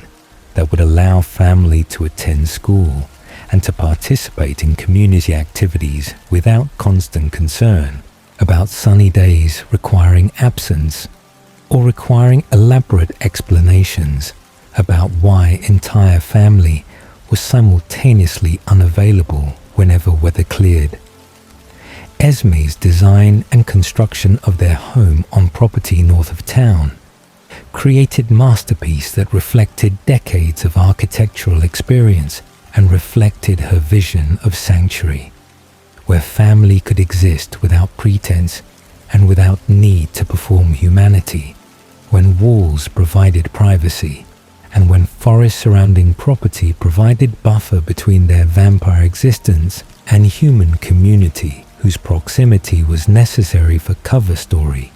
but whose constant presence would have been exhausting without retreat into space that was entirely theirs. The house itself was modern structure with a wall of glass overlooking river, the design being bold and being beautiful in ways that attracted attention, but that also established Cullens as wealthy family, whose eccentricity and whose privacy were explained through their resources and through Dr. Cullen's prestigious position at Forks Hospital that made them respected community members despite their obvious difference and despite their limited social interaction beyond necessary professional and academic obligations. Esme's interior design created warmth despite glass and steel construction. Her choices in furniture and in decoration making space feel welcoming and feel lived in, despite family members not requiring sleep or requiring typical human comforts that most homes were designed to provide. The family's integration into Forks community followed established pattern from previous relocations. Carlisle's position at hospital providing adult legitimacy and providing explanation for family's wealth, while 5 teenagers attending Forks High School maintained cover story that required them to pretend to be adolescents despite decades or centuries of actual existence making high school curriculum tedious repetition and making teenage social dynamics seem absurd and seem beneath notice. Esme's role as mother during this relocation involved attending parent-teacher conferences and maintaining appropriate maternal concern about children's education and children's social development. Despite knowing that academic performance was meaningless for vampires whose perfect memory and whose supernatural intelligence made straight A grades inevitable and made learning new material instantaneous, rather than requiring study or requiring practice. The years between 2003 and 2005 brought stability and brought contentment to family whose members had found comfortable existence in small town, where their unusual beauty and their unusual closeness were noted, but were accepted as eccentricities of wealthy doctor's family, whose contribution to community through Carlisle's medical work outweighed concerns about their difference or concerns about their privacy. Edward's restlessness during this period registered to Esme as concerning, because his century of existence and his continued solitude despite being surrounded by family suggested that he was still searching for purpose or for connection that family alone could not provide. His telepathy making him observer of others' happiness rather than participant in romantic partnership that would make his immortality feel purposeful rather than feeling like extended isolation. The autumn of 2005 brought disruption to their comfortable existence when Edward's sudden interest in human student at Forks High School created concern and created fascination among family members who had never witnessed his attention focusing on anyone with intensity that suggested genuine attraction rather than casual curiosity. His initial hostility toward Isabella Swan, followed by his obsessive fascination, and his eventual confession that her blood appealed to him more strongly than any human's blood, had appealed across his century of vegetarian existence, created legitimate safety concerns and created questions about whether his interest in girl was romantic attraction or was simply extreme version of predatory instinct. That vegetarian lifestyle was designed to control and to redirect away from humans whose blood called to vampire nature regardless of philosophical commitments. Esme's concern about danger to both Edward and Bella competed with her hope that this human girl might represent possibility of connection that Edward had been seeking unsuccessfully for centuries. Her maternal desire for his happiness, making her willing to accept risks and willing to support relationship that other family members viewed with skepticism or viewed with outright opposition, based on assessment that human girlfriend created unacceptable exposure risk and created unacceptable danger to girl, whose mortality made her vulnerable to accident or to moment of weakness that would result in her death, despite Edward's considerable control and despite his genuine feelings that seemed to transcend bloodlust, even though bloodlust remained a powerful factor in his attraction. The invitation for Bella to visit their home and meet family represented significant step in relationship's progression. Edward's willingness to bring human into their private space, suggesting seriousness and suggesting commitment that went beyond typical teenage romance or beyond casual dating that might end without lasting consequences. Esme's preparation for Bella's visit involved ensuring that house was welcoming and ensuring that family members would be on best behavior despite Rosalie's obvious hostility and despite Jasper's legitimate concerns about his control around human, whose blood would test his already tenuous vegetarian discipline in ways that casual human contact at school did not, because proximity and duration of exposure created cumulative temptation. Her first meeting with Bella confirmed Edward's assessment that this human girl possessed qualities that made her worthy of their family's acceptance and made her worthy of risks that her presence created. Her genuine nature and her lack of fear and her obvious love for Edward, despite knowing his vampire nature, demonstrating courage and demonstrating commitment that transcended typical teenage infatuation or typical human response to discovering that supernatural beings existed and that boyfriend was predator, whose nature made him dangerous regardless of his control or regardless of his intentions. Esme's immediate maternal warmth toward Bella reflected recognition that this girl needed a mother figure and reflected hope that Bella might become permanent part of family through transformation or through continued relationship that would evolve as circumstances allowed. The the baseball game during spring thunderstorm, represented rare opportunity for family to express their full vampire capabilities without human witness. Their use of thunder to mask sounds of supernatural speed and supernatural strength, allowing them to play with abandon and to enjoy physical abilities. That daily existence among humans required them to suppress or required them to disguise through careful control that was exhausting despite being necessary for maintaining cover.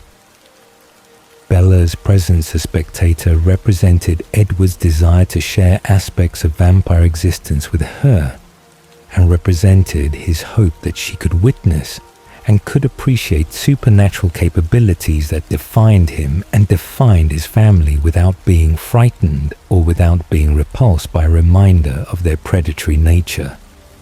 The nomadic vampire's arrival during game shattered peace, an introduced threat that would test family's protective capabilities and would test Edward's control when James's tracker instincts focused on Bella with intensity that suggested her blood or her scent, or something about her triggered hunting response that went beyond normal vampire interest in human prey. Esme's immediate participation in protective formation around Bella demonstrated her maternal instinct extending to human girl, who was not yet family, but who was clearly beloved by Edward, and who was clearly in danger that required family's collective intervention to prevent tragedy that would devastate Edward and would potentially expose their existence if Tracker's pursuit resulted in public confrontation or resulted in Bella's death in circumstances that drew human investigation. The plan to separate and to hide Bella while hunting Tracker represented tactical decision that prioritized her immediate safety over keeping family together. Esme's agreement to division, despite maternal preference to keep children close, demonstrating her recognition that strategy mattered more than emotional comfort when Bella's life was at stake, and when James's tracking abilities made him a formidable opponent, whose patience and whose skill required careful planning rather than simple direct confrontation that might fail and might result in Bella's death before family could prevent Tracker from reaching his prey. Her participation in laying false trail and her trust in Alice and Jasper to protect Bella in Phoenix represented faith in family's capabilities and represented acceptance that maternal instinct to personally protect sometimes needed to be subordinated to tactical wisdom. The ballet studio confrontation and Bella's near death represented failure of protection plan and represented moment when family's worst fears almost materialize through combination of James's intelligence and Bella's self-sacrificing nature that made her vulnerable to manipulation when Tracker threatened her mother, and when Bella's protective instincts toward parent overrode her survival instincts and her rational understanding that cooperating with Predator would result in her death. Esme's relief when Edward successfully extracted venom and prevented Bella's transformation, or prevented her death, exceeded relief at typical crisis resolution, because Bella's survival meant Edward's continued happiness and meant possibility of future that included human girl, who had brought light and had brought purpose to Sun,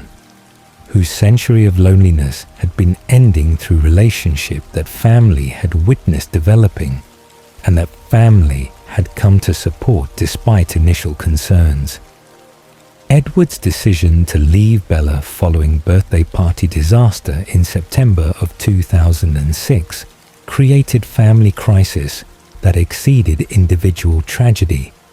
because Edward's choice to abandon relationship for Bella's safety meant family's departure from Forks and meant abandoning home that Esme had created, and meant disrupting stable existence that had been comfortable and had been successful, until Jasper's control failure demonstrated that danger was real, and that Bella's mortality created constant vulnerability.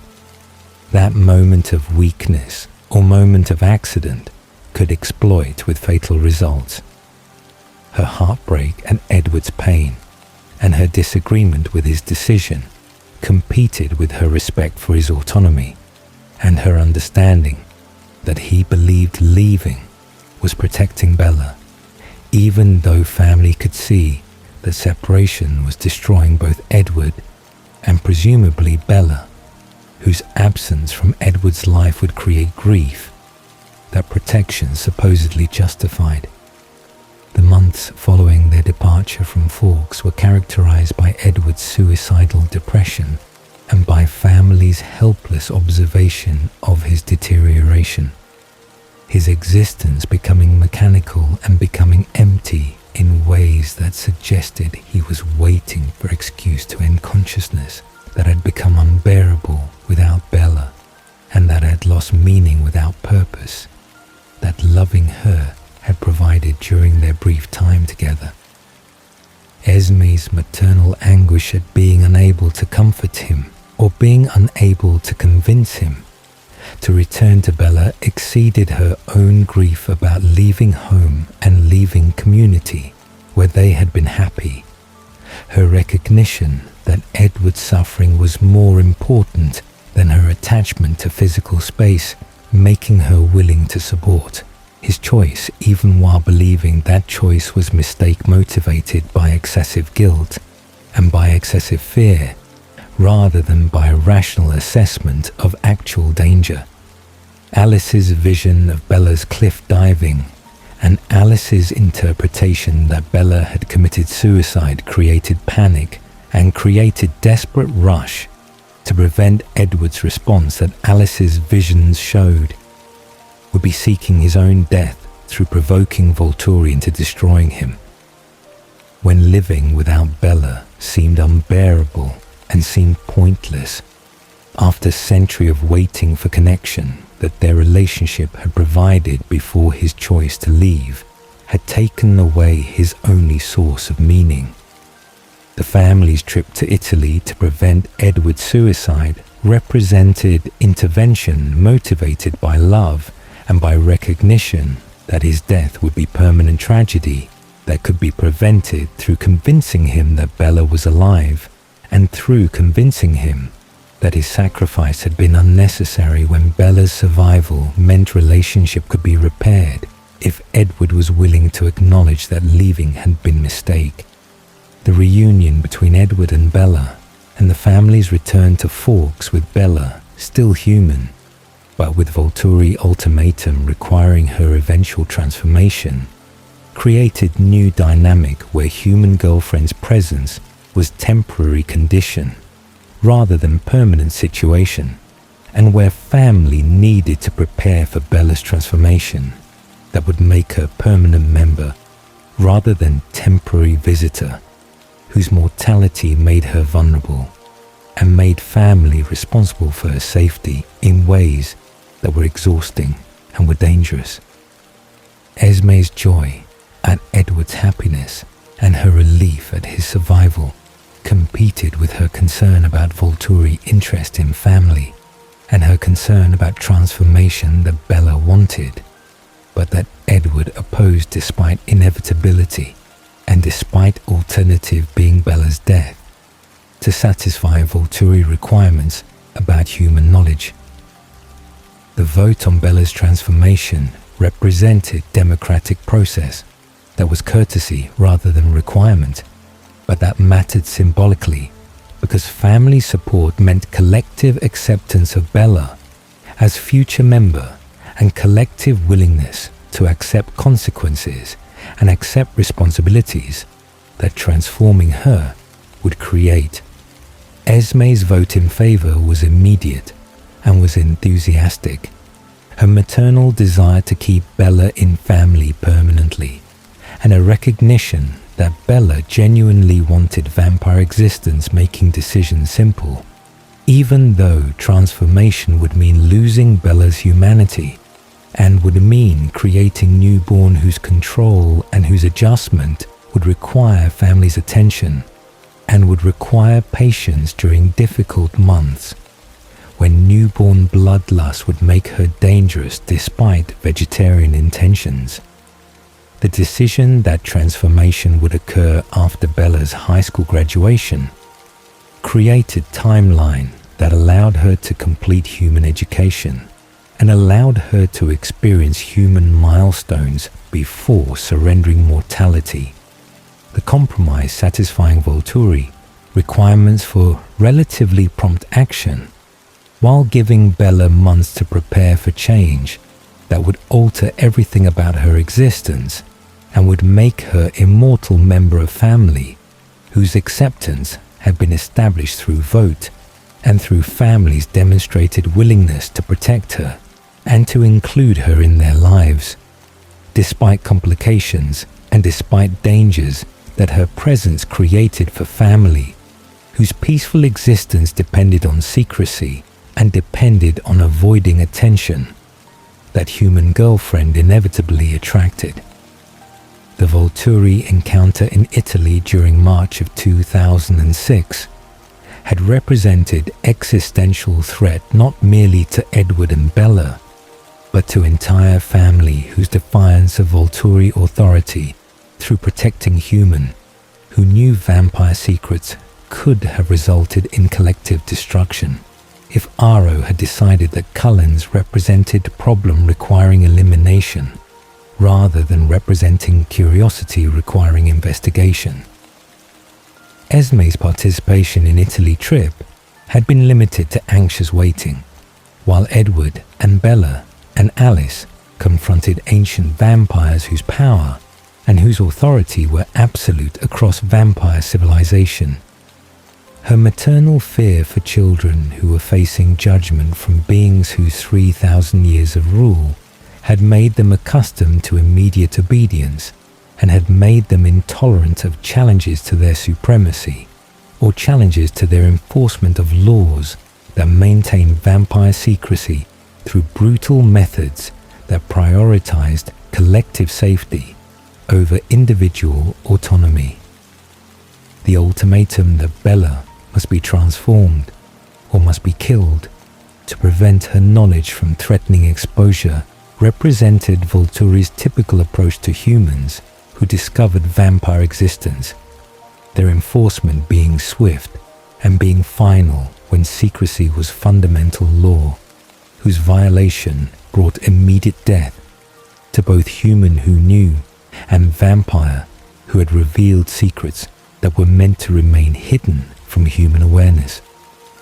Aro's interest in Bella's immunity to mental gifts and his interest in Cullen's various supernatural abilities created complication,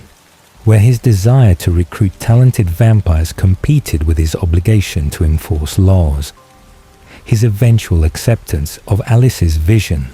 showing Bella's future transformation, representing rare mercy, motivated by his recognition that Bella would be a valuable addition to vampire world, and that her immunity might represent gift that would enhance after transformation occurred. Esme's immediate advocacy for Bella's transformation during family discussions following Italy confrontation reflected her maternal desire to keep Bella permanently and reflected her recognition that Bella genuinely wanted vampire existence rather than viewing transformation as unwelcome fate being forced upon her by circumstances beyond her control. Her vote in favor of transformation was delivered without hesitation and without qualification. Her certainty that Bella belonged in family, and her certainty that transformation was right choice, overriding concerns about newborn dangers, or concerns about whether 18-year-old human possessed maturity to consent to permanent, irreversible change that would define her existence across eternity, that she could not adequately comprehend from human perspective. The family vote that occurred at Cullen House, with Bella present to hear each member's decision, represented democratic process that gave everyone voice and gave everyone opportunity to express concerns or express support for transformation that would affect entire family through creating newborn whose control would be uncertain and whose adjustment would require collective patience and collective guidance during difficult first year of vampire existence. Carlyle's vote in favor reflected his belief that Bella deserved choice and reflected his recognition that voluntary mandate eliminated alternatives that might have existed if decision had been entirely families to make without external pressure requiring transformation within specific time frame that Aro considered acceptable. Rosalie's vote against transformation represented her consistent position that vampire existence was curse rather than blessing, and represented her resentment of Bella's choice to abandon humanity that Rosalie would reclaim if reversal were possible, her opposition being motivated by genuine belief that Bella was making mistake rather than being motivated by personal hostility, even though their relationship had been strained by Rosalie's jealousy of Bella's humanity, and by Rosalie's inability to understand why anyone would voluntarily surrender mortality and would voluntarily surrender possibilities that vampire nature made impossible, including biological children, and including normal human experiences of aging and growth. Emmett's enthusiastic vote in favor reflected his lack of regret about his own transformation and reflected his assessment that vampire existence offered advantages that outweighed losses, his perspective being simpler and being more optimistic than Rosalie's because his human life had not included specific dreams that transformation had destroyed, and because his personality made him naturally suited to immortal existence that he viewed as adventure rather than viewing as tragedy. Jasper's vote in favor was motivated by tactical considerations rather than by emotional attachment. His assessment that Bella as vampire would eliminate vulnerabilities and would eliminate complications that her mortality created, making transformation logical choice despite his personal struggles, suggesting that creating new vampire carried risks, when his own difficulty with vegetarian lifestyle demonstrated that control was not guaranteed and that adjustment could be prolonged and could be painful for both transformed individual and for family members who witnessed struggles and who provided support during difficult transition. Alice's vote in favor came with certainty, based on her visions showing Bella's successful transformation and showing Bella's future happiness as vampire. Her precognition providing preview of outcomes that made current decision easier because she could witness results before process began and could confirm that transformation would succeed rather than resulting in disaster or resulting in Bella's rejection of vampire existence after transformation made reversal impossible. Edward's vote against transformation, despite understanding that his opposition would be overridden by a family majority and by voluntary mandate, represented his continued belief that Bella deserved human life and represented his conviction that vampire existence was damnation rather than salvation, regardless of vegetarian philosophy, or regardless of family bonds that made immortality bearable, rather than making immortality torturous. His desire to preserve Bella's humanity, and his desire to give her normal human experiences, including college and marriage and eventual aging beyond 17, that was his permanent appearance created conflict, where his love for her made him want to keep her forever, while simultaneously wanting her to have mortal life that he viewed as more valuable than immortal existence, that he would choose to reverse if reversal were possible, and if returning to humanity were option rather than being impossible fantasy. The compromise establishing that Bella would be transformed after high school graduation in June of 2007 represented balance between immediate transformation that would satisfy Volturi quickly and delayed transformation that would allow Bella to complete human education and would allow her to experience human milestone before surrendering mortality permanently. Esme's support of this timeline reflected her understanding that transitions required preparation and required closure, even when outcomes were inevitable. Her recognition that Bella needed time to say goodbye to human existence and needed time to prepare Charlie for separation.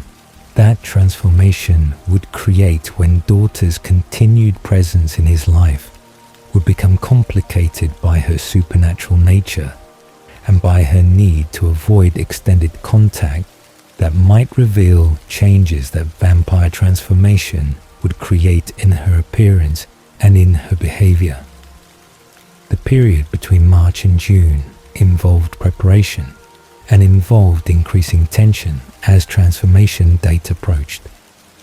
Bella's excitement and Edward's resistance creating ongoing conflict that family witnessed, and that Esme attempted to mediate through her characteristic patience and through her insistence that both perspectives were valid, even though ultimately Bella's choice mattered more than Edward's preferences. When her body and her future were at stake and when his protective instincts could not override her autonomy or override her right to determine her own existence, her conversations with Bella about transformation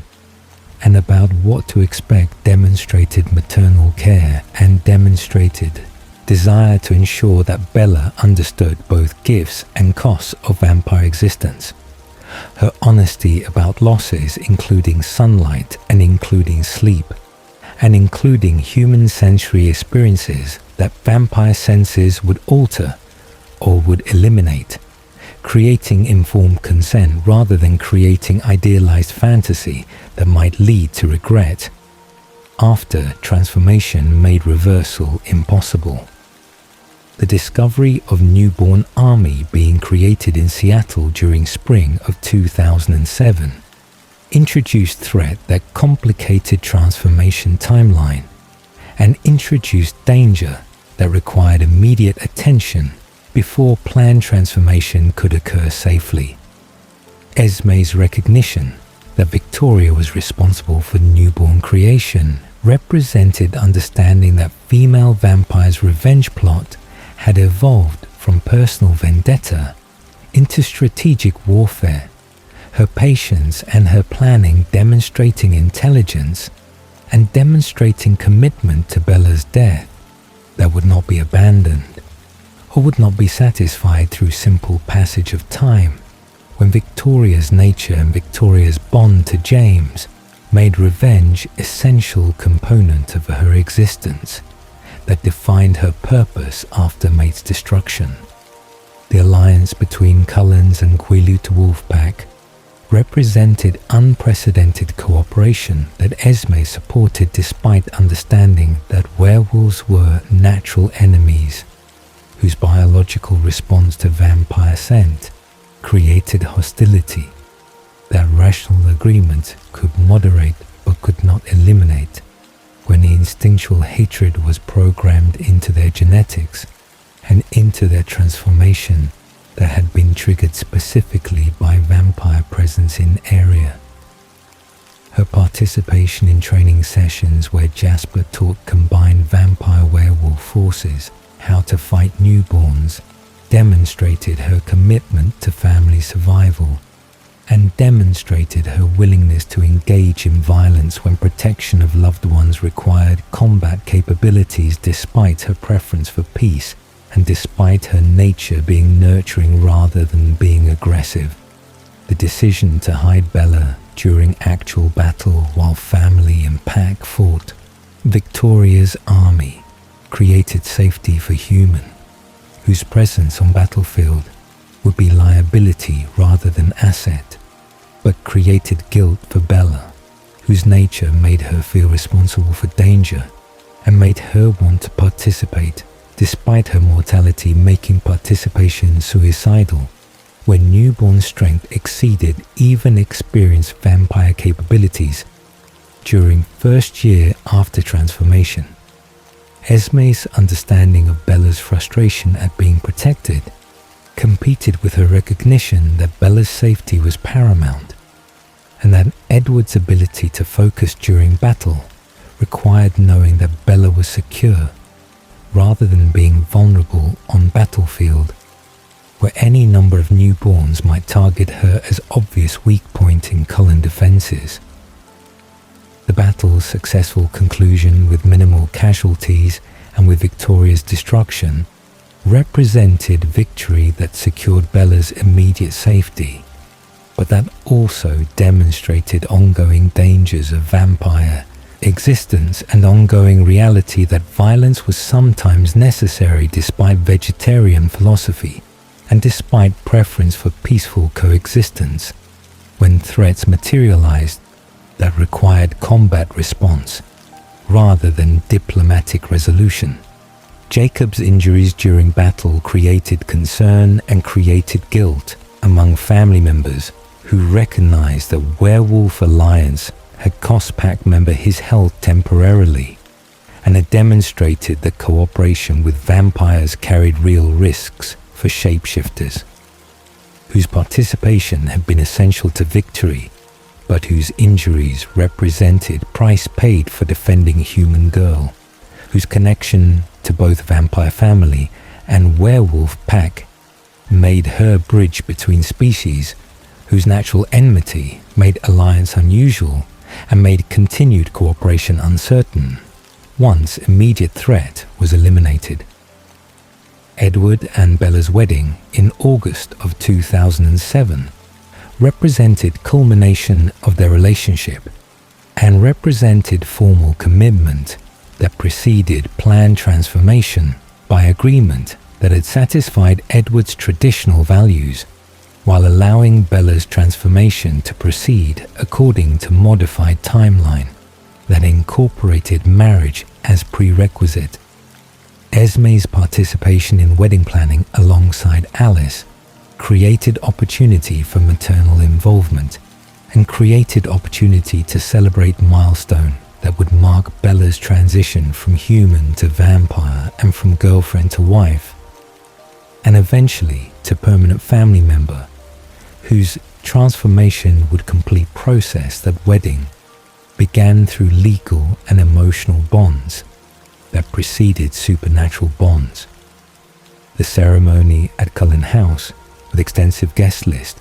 including Bella's human family and friends and vampire witnesses from various covens, created atmosphere of celebration that marked ending of Bella's human life, even though transformation had not yet occurred, and even though final weeks of mortality remained before Venom would rewrite her biology and would make her immortal member family, whose acceptance had been established through vote and through families' demonstrated commitment to her well-being. Esme's joy at wedding exceeded typical maternal pride, because this ceremony represented Edward's happiness after a century of loneliness and represented Bella's entry into family as official member, whose status would be formalized through marriage even before transformation made her vampire,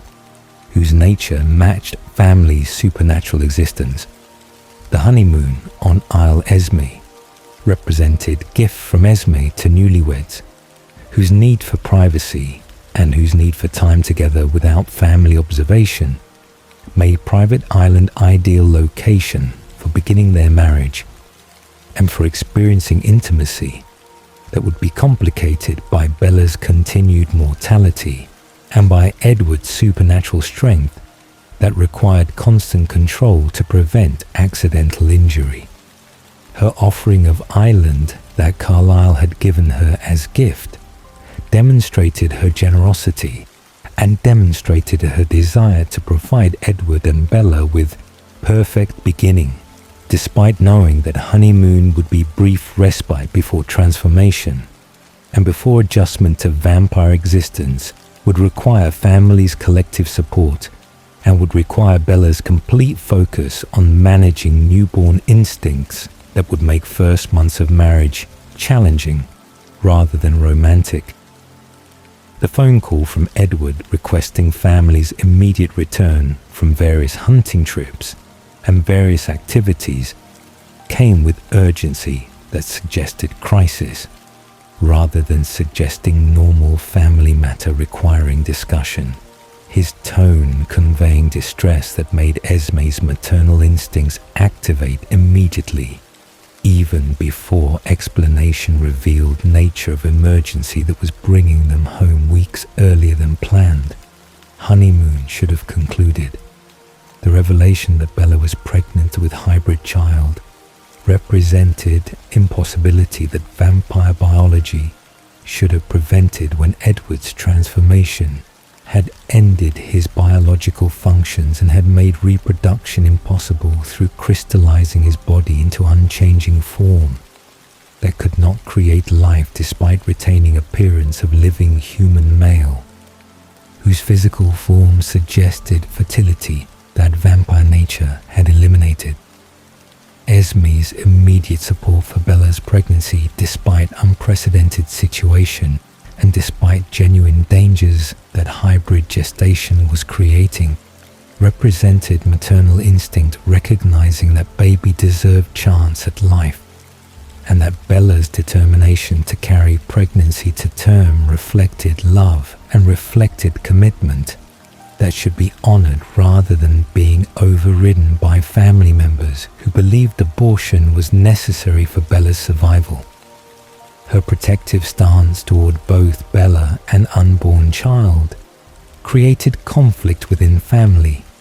where Edward's desperation to save Bella through terminating pregnancy competed with Bella's absolute refusal to sacrifice baby, whose existence she viewed as miraculous gift, rather than viewing as death sentence that medical assessment suggested pregnancy represented, when fetal vampire strength was breaking Bella's ribs and was causing internal damage that would kill her before delivery could occur safely. The rapid progression of pregnancy, compressing normal 9-month gestation into single month, demonstrated hybrid nature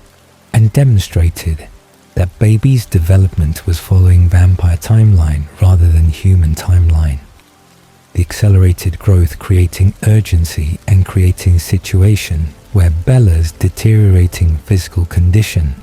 made survival seem increasingly unlikely as weeks passed, and as baby grew stronger while maternal body grew weaker from inability to nourish herself adequately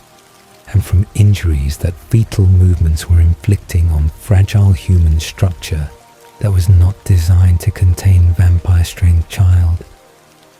Esme's constant presence during Bella's pregnancy provided support and provided care that Bella needed when Edward's emotional state made him unable to provide comfort, and when his focus on preventing pregnancy rather than supporting pregnancy made him sometimes cruel in his desperate attempts to convince Bella that termination was only rational choice. The discovery that baby could be nourished through blood rather than through human food represented breakthrough that improved Bella's condition slightly and represented confirmation that hybrid child possessed vampire characteristics even during gestation. The fetal vampire nature requiring vampire diet that maternal body could process minimally but could process sufficiently to prevent complete starvation that had been occurring when regular food provided no nutrition, to developing child whose needs were supernatural rather than being biological in normal human sense. Esme's assistance in preparing blood for Bella's consumption and her matter-of-fact approach to unconventional feeding method helped normalize situation and helped Bella accept necessity despite psychological difficulty of drinking blood, when human sensibilities made consumption repulsive regardless of need. Rosalie's unexpected alliance with Bella created household division, where Rosalie's fierce protection of Bella's choice and Rosalie's positioning herself as bodyguard against family members who might attempt forced abortion represented first genuine connection between them,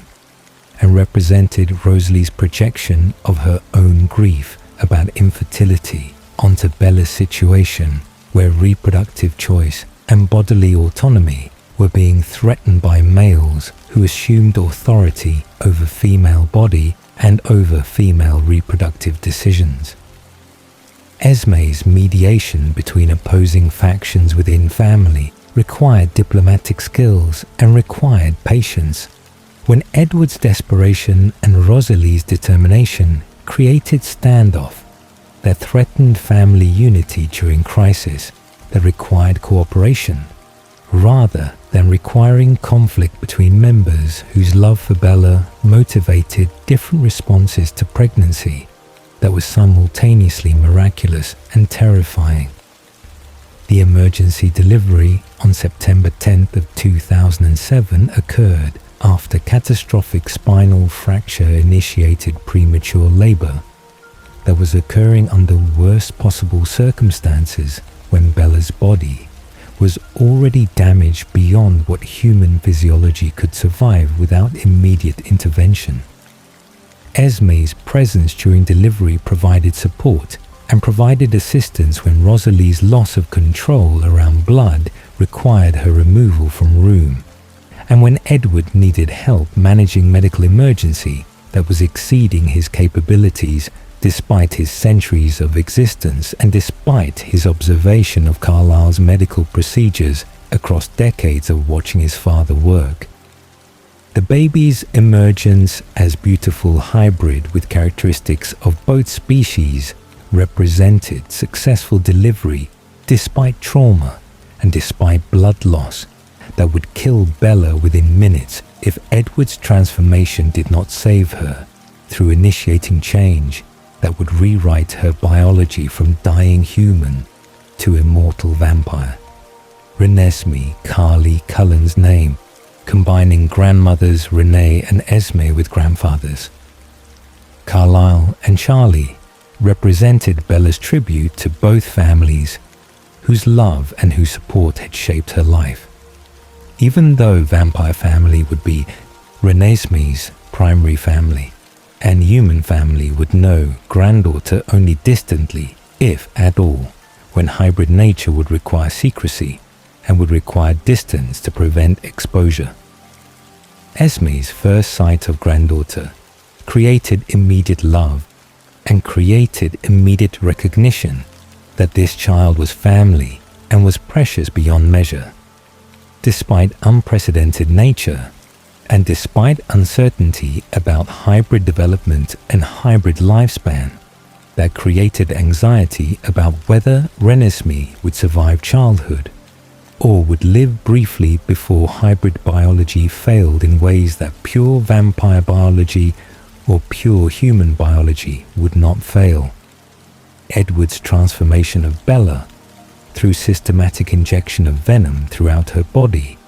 represented desperate medical intervention and represented his last attempt to save wife, whose death during delivery would destroy him completely after months of watching pregnancy kill her, despite his pleas and despite his attempts to convince her that abortion was necessary for her survival. Esme's vigil during Bella's 3-day transformation involved caring for Renesmee and involved supporting Edward, whose guilt and whose fear made him unable to be present for daughter when wife's survival was uncertain, and when his responsibility for pregnancy and for transformation was consuming him with self-recrimination and with terror that he had killed Bella through his choices and through his inability to protect her from consequences of their physical relationship. Bella's awakening as vampire on September 13th represented successful transformation and represented relief that exceeded typical transformation success, because Bella's survival had been uncertain during the final weeks of pregnancy and during delivery that should have killed her before venom could complete its work. Her unprecedented newborn control that allowed rational thought and allowed restraint around human blood, despite being vampire measured in hours rather than in decades, represented capabilities that redefined understanding of what newborn vampires could achieve, and represented validation of families' faith in Bella's strength and in Bella's character that had always suggested she would be extraordinary vampire rather than being typical newborn, whose control required years to develop. Esme's joy at having both daughter and granddaughter survive and thrive exceeded her joy at previous family expansions, because this situation had involved genuine risk of loss and had involved months of fear that pregnancy would end in tragedy, rather than ending in miraculous hybrid child and transformed vampire whose control and whose gifts would prove essential to family's future survival. Her immediate grandmother role and her immediate resumption of mother role with Bella as newborn created busy household and created atmosphere of celebration rather than atmosphere of mourning that delivery could have created if outcomes had been different, and if Bella had died before transformation, or if Renesmee had not survived delivery. Renesmee's rapid growth and development that was visible across days and weeks rather than across months and years demonstrated hybrid nature and demonstrated intelligence that exceeded human infant capabilities, when her ability to communicate through her gift of projecting thoughts and memories through touch allowed complex expression despite lacking verbal language skills that would develop later as physical growth continued. Jacob's imprint on Renesmee during moments after her birth created strange family dynamic, where Werewolf, who had loved Bella romantically, was now devoted to Bella's daughter through supernatural bond that made him protect her and made him essential part of Renesmee's life in ways that transcended normal relationships and that created permanent connection between Cullen family and Quillard pack through Jacob's presence as Renesmee's guardian. The months following Bella's transformation and Renesmee's birth brought happiness and brought contentment that Esme had not experienced since family's early years, when children were few and when complications were minimal, compared to complex dynamics that now characterize household with newborn vampire and hybrid child, an imprinted werewolf and various family members whose gifts and whose personalities created rich but sometimes challenging environment. Her role as grandmother and as mother to Bella, who was adjusting to vampire existence, created purpose and created fulfillment that exceeded even her earlier maternal experiences, because this situation involved guiding daughter through transformation and involved nurturing granddaughter whose hybrid nature made her unique and made her precious in ways that went beyond normal grandmaternal love. Irina Denali's sighting of Renesmee from distance during December created crisis that would threaten everything when her mistaken identification of hybrid child as immortal child, whose creation violated most serious vampire law, triggered her report to Volturi, whose enforcement of immortal child prohibition was absolute and was brutal based on historical precedents, where immortal children's uncontrollable behavior had threatened exposure and had required destruction of both children and creators, along with entire communities who had witnessed their tantrums and their violence. The accusation represented existential threat because Volturi's response to immortal child reports was immediate destruction without trial and without opportunity for explanation, when law existed specifically to prevent exposure risks that immortal children represented through their frozen mental development,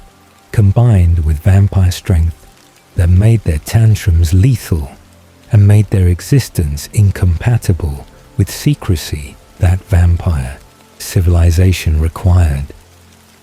Alice's vision of Volturi approaching with entire guard and Alice's sudden departure with Jasper created panic and created sense of abandonment when family's most powerful precognitive asset disappeared during crisis, when her visions would be most valuable for planning defense or for planning escape that might save family from destruction, that Alice's vision showed as likely outcome if confrontation occurred. Esme's faith in Alice and her conviction that departure was strategic rather than being cowardice sustained her during weeks of preparation, when other family members questioned whether Alice had abandoned them or whether her visions had shown their destruction as inevitable and had made her choose survival over loyalty. The gathering of witnesses from covens worldwide represented Carlyle's activation of friendships and relationships that he had built across centuries of traveling and across centuries of helping other vampires who now owed him debts or who respected him sufficiently to risk Volturi displeasure through standing with Cullens during confrontation.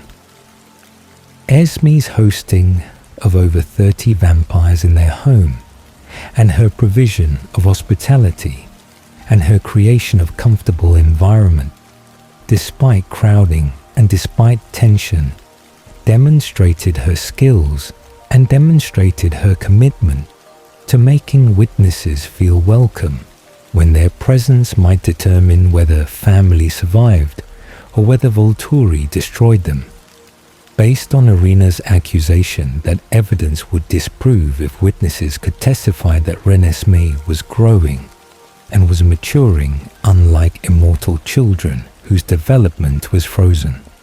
The confrontation on December 31st brought Volturi to Forks with 40 guard members, whose presence represented overwhelming force and represented Volturi's preparation for battle rather than representing simple investigation, when their numbers exceeded what would be required for destroying single family, accused of creating immortal child. Esme's positioning with family and with witnesses created formation that demonstrated they were prepared to defend Renesmee and were prepared to fight, despite understanding that mathematics suggested they would lose against superior numbers, whose experience and whose gifts made them formidable opponents, that even talented Cullens and numerous witnesses might not defeat.